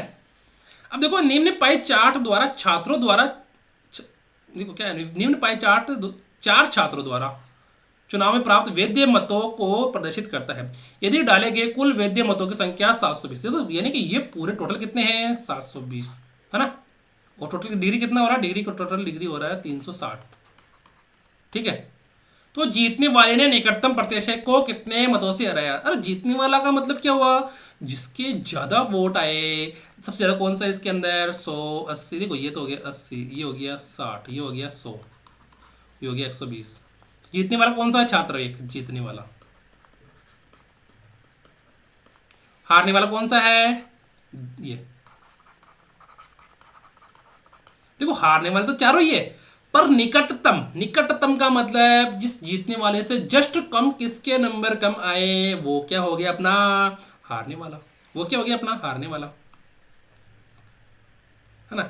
निकटतम प्रत्याशी कौन सा, ये वाला निकटतम छात्र नंबर 4, और ये जीतने वाला कौन सा 1। समझ में आ गई मेरी बात? देखो अब इसको यार मैंने जगह छोड़ी नहीं, पहले जीत में लिख देता हूँ यहाँ पर जीतने वाला, मुझे बताओ दोनों का अंतर कितना है, ये तो 100 डिग्री। देखो क्या कह रहा है, जीतने वाले ने अपने निकटतम प्रत्याशी को कितने मतों से हराया, कितने मतों से हराया। देखो दोनों का डिग्री का अंतर कितना है, ये तो हो गया 120, ये कितना 100, फिर 60, फिर 80, तो 120 से जस्ट नीचे कौन सा 100, तो 100 और 120 में अंतर कितना है, देखो 120 माइनस 100, यानी 20 डिग्री का दोनों के अंतर है, 20 डिग्री का दोनों में अंतर है। देखो सर कि ये चार्ट है ना पूरा कितना दे रखा है सर 720, और 720 का मतलब हुआ कि ये चारों को इस चार्ट के अंदर है ना पाई चार्ट में, इसका मतलब है कि ये 360 डिग्री के बराबर है। समझ में आ गई मेरी बात, ये जो है ना पाई चार्ट ये 360 डिग्री के बराबर है, और 360 डिग्री किसके बराबर है, 720 के बराबर है। समझ में आ गई, क्योंकि यहाँ पर क्या है, ये पूरा का मिलाकर पूरे का मिलाकर क्या है, वैध मतों को एक चार्ट में दे रखा है, किसमें, पाई चार्ट में दे रखा है।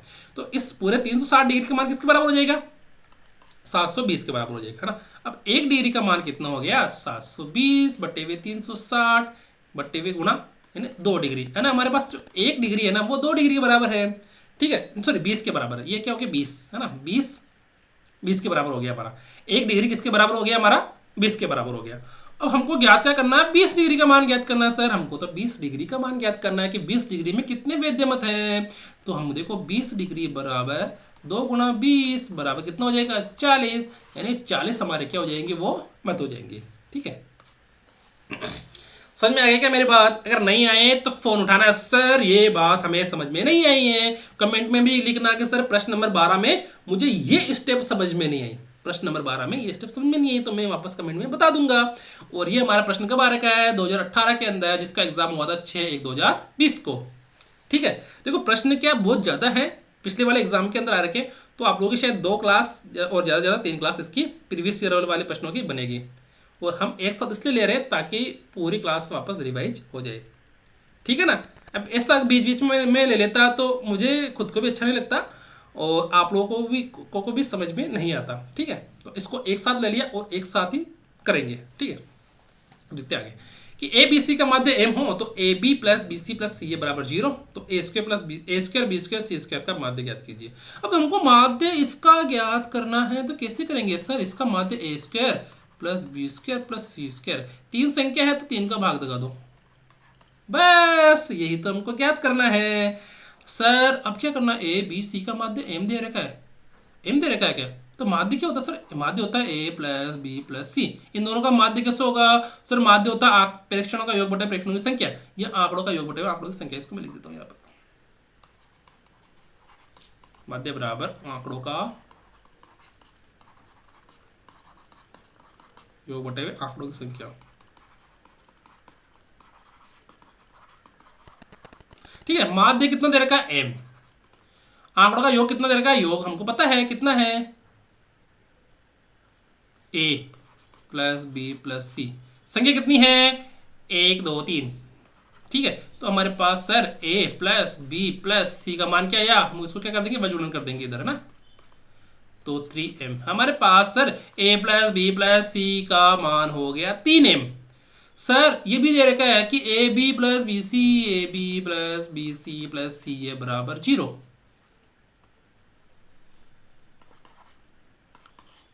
जीरो दे रखा है सर। अब क्या करना है सर, हमें बताओ फटाफट कि हमको टाइम हो रहा है, हम दूसरे सब्जेक्ट भी पढ़ेंगे। अरे पढ़ लेना, पर गणित नहीं पढ़ी ना तो फिर मतलब ही क्या रहेगा, गणित पढ़ोगे तभी तो दूसरे सब्जेक्ट में फायदा होगा, नहीं होगा क्या, गणित पढ़ो अच्छे से, सब समझा दूंगा मैं, है ना। एग्जाम तक आप लोगों के साथ हूं मैं, और पीडीएफ आप लोगों को मैं, जैसे आज की क्लास ये हो गई फर्स्ट क्लास, कल भी सेकंड क्लास लगेगी, तो फिर मैं मान लो आप लोगों को शायद बुधवार तक मैं आप लोगों को पीडीएफ प्रोवाइड करा दूंगा, कब, बुधवार तक, है ना, कल या शायद परसों तक, है ना, नहीं तो गुरुवार को 100% करवा दूंगा। पीडीएफ रेडी है, पर जिसमें ये प्रश्न वगैरह भी ऐड करने हैं, है ना।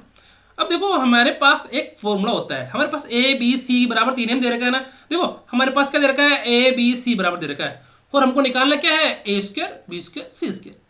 यहाँ पर तो सिंगल ही दे रखे हैं, तो क्या करना पड़ेगा, स्क्वायर करना पड़ेगा, क्या करना पड़ेगा, स्क्वायर करना पड़ेगा, स्क्वायर करो भाई सर। देखो ए प्लस बी प्लस सी का होल स्क्वायर बराबर 3m का होल स्क्वायर, सर कर दिया। अब क्या करना है हमको, देखो हमको क्या करना है, हमको देखो यहाँ पर ये करना है, देखो ए, इसको ए प्लस बी प्लस सी, देखो फॉर्मूला में डायरेक्ट बता नहीं रहा हूँ, इसको 2 बार लिख दो, ए प्लस बी प्लस सी, 3m का होल स्क्वायर।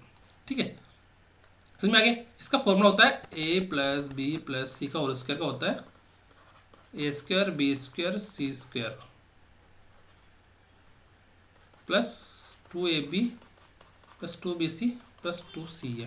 ठीक है, इसको देखो कैसे आया ये फॉर्मूला। ए को ए से गुणा करेंगे तो क्या आएगा हमारे पास ए स्क्वायर, ए को बी से गुणा करेंगे तो प्लस ए बी प्लस ए सी। ठीक है, बी को बी ए से गुणा करेंगे तो A B plus B square plus B c.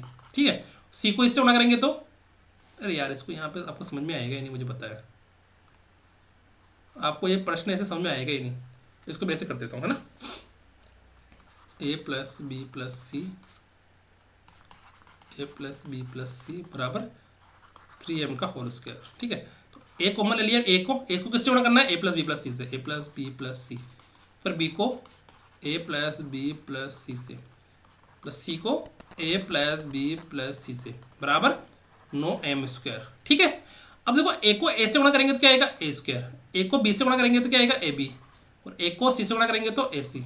ठीक है, प्लस बी को ए से गुणा करेंगे तो ए बी, बी को बी से गुणा करेंगे तो प्लस बी स्क्वायर, और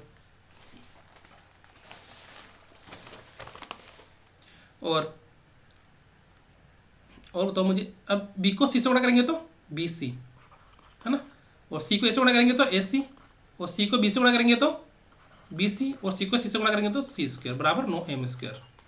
ठीक है, अब देखो यहाँ पर ए स्क्वायर बी स्क्वायर सी स्क्वायर आ गया ना, इन तीनों को अलग रख लो, 1 2 और 3। ठीक है, तो A square plus B square plus C square. ठीक है, अब देखो ए बी बराबर हो गया, और ए सी ये बराबर हो गया, और बी सी ये बराबर हो गया। तो दो कितने हो गए, दो तो हो गया हमारे पास, 2 ए बी हो गया, 2 बी सी हो गया, और 2 सी हो गया। ठीक है, बराबर 9m स्क्वायर। ठीक है, अब देखो हमारे पास A square plus B square plus C square दे रखा है। देखो इन तीनों में कौन सा कॉमन आ रहा है, इन तीनों में 2 कॉमन आ रहा है ना, 2 कॉमन आ रहा है, 2 सब में है ना। तो मैं बताऊँ A B plus B C plus C A, ऐसे लिख दूँ ना इसको, बराबर 9m स्क्वायर। देखो हमारे प्रश्न में क्या दे रखा है कि A B plus B C plus C A बराबर क्या दे रखा है, 0 दे रखा है ना, तो इसका मान हो जाएगा 0। A square plus B square plus C square plus 2, इसका मान हो गया 0, बराबर क्या हो गया 9m स्क्वायर। ठीक है, अब देखो क्या आएगा हमारे पास कि A square plus B square plus C square बराबर 0 हो गया, तो 9m स्क्वायर। ठीक है, अब देखो अपने को क्या करना है यहाँ पर, जो अपने को ज्ञात क्या करना है, 3 का भाग लगाना है दोनों में, A square plus B square plus C square बटे 3। क्यों, क्योंकि हमको इसका माध्य ज्ञात करना है ना, माध्य ज्ञात करना है। तो क्या करेंगे, दोनों में 3 का भाग लगा दो, दोनों में क्या करो 3 का भाग लगा दो। इसको मैं यहाँ लिख दूंगा ना, इसको मैं यहाँ लिख देता हूँ ना, इसको मैं यहाँ लिख देता हूँ, बराबर 9m स्क्वायर। देखो हमारे पास क्या है, A square plus B square plus C square बटे में 3 कर दूँ, और यहाँ पर क्या कर दूँ 9m स्क्वायर बटे में 3 कर दूँ। ठीक है ना, क्योंकि हमने 3 का भाग लगा दिया दोनों में, 3 का भाग लगाने पर, 3 का भाग लगाने पर, तो इधर तो हमारे क्या आ गया, माध्य आ गया, इधर तो हमारे क्या आ गया, माध्य आ गया। ठीक है, और हमारे पास माध्य कितना आया, 3 का 9 भाग लगाएंगे तो 3m स्क्वायर। ठीक है, तो हमारे पास जो माध्य है वो कितना आया, 3m स्क्वायर, यानी ये वाला। ठीक है, समझ में आ गया क्या। अब देखो एक चीज़ और है, एक प्रश्न और बच्चा हमारे पास। देखो ये यहाँ तक समझ में आ गया क्या, नहीं समझ में आया तो कमेंट करके मुझे जरूर बता देना। ठीक है, टाइम कितना हो गया मैं देख लेता हूँ एक बार।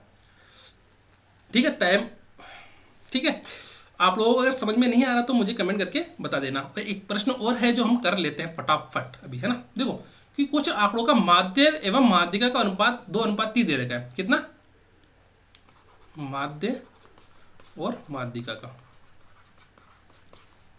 2:3 दे रखा है ना।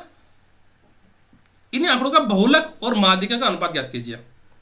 हमको क्या ज्ञात करना है, बहुलक बटे हुए माध्यिका, है ना, कि माध्य और माध्यिका का अनुपात हमारे पास दे रखा है 2:3, 2/3 या 2:3, और बहुलक और माध्यिका का अनुपात हमें ज्ञात करना है। तो हमारे पास फॉर्मूला कौन सा है, फॉर्मूला है हमारे पास सर, बहुलक बराबर 3 × माध्यिका -2 × माध्य। ये तो हमारा फॉर्मूला है। अब देखो इसके अंदर कि बहुलक बराबर तो हो गया अपने पास, बहुलक का तो बहुलक करना है। सर हमको क्या करना है, बहुलक और माध्यिका का मान ज्ञात करना है। तो इसमें जो माध्य है ना, इस माध्य को क्या कर दो, माध्यिका में चेंज कर दो। क्या कर दो, देखो अपने को इसको हटाओ साइड में, थोड़ा सा यहाँ पे लिखो साइड में इसको। अपने को ज्ञात क्या करना है, बहुलक बटे माध्यिका, अपने को ये ज्ञात करना है। ठीक है, अब देखो अपने को यहाँ पर अपने को ये तो पता है, अपने को क्या करना है, माध्य। माध्य का मान क्या हो जाएगा इसके अंदर कि माध्य बराबर 2/3 माध्यिका। ठीक है ना, 2/3 माध्यिका होगी, तो मैं माध्य की जगह लिख दूं 3 माध्यिका बराबर -2 गुणा 2/3 माध्यिका। ये लिख दूं ना मैं या नहीं लिखूं, बताओ मुझे। बहुलक बराबर, देखो अब अपन क्या करेंगे, अपन यहाँ पर 3 कॉमन ले लेंगे। ठीक है, नीचे 1 हो गया, तो 3 3 9 माध्यिका -4 माध्यिका। ठीक है, समझ में आ गई। अब देखो यहाँ पर 9 में से 4 गया तो कितना बचेगा, 5 माध्यिका बटे में 3 बराबर क्या आ गया, बहुलक। ठीक है, तो बहुलक बटे में माध्यिका बराबर कितना आया, 5/3। ठीक है, कितना, 5/3। तो यहाँ तो समझ में आ गया। देखो मैंने थोड़ा जल्दी बता दिया क्योंकि मेरे पास भी, मैं भी क्या लेट हो रहा हूँ, ऑफिस जाना है मुझे भी। तो बहुलक बराबर क्या हो गया, बहुलक बटे माध्यिका 5/3 हो गया। अब देखो किसी को अगर कुछ भी समझ में नहीं आया तो मुझे कमेंट कर देना। ठीक है, कमेंट कर देना। और आज के लिए इतना ही। प्रीवियस ईयर वाले क्वेश्चन को हम और देखेंगे, एक क्लास और है हमारी। ठीक है, और प्लीज़ आप लोगों से एक ही विनती है कि मेरे चैनल को ज़्यादा से ज़्यादा शेयर कीजिए, लाइक कीजिए और सब्सक्राइब कीजिए। ठीक है ना, सब्सक्राइब नहीं करोगे तो मुझे मोटिवेशन कैसे मिलेगा और मैं आप लोगों का साथ कैसे दूंगा। थैंक यू दोस्तों, thank you, thank you, thank you.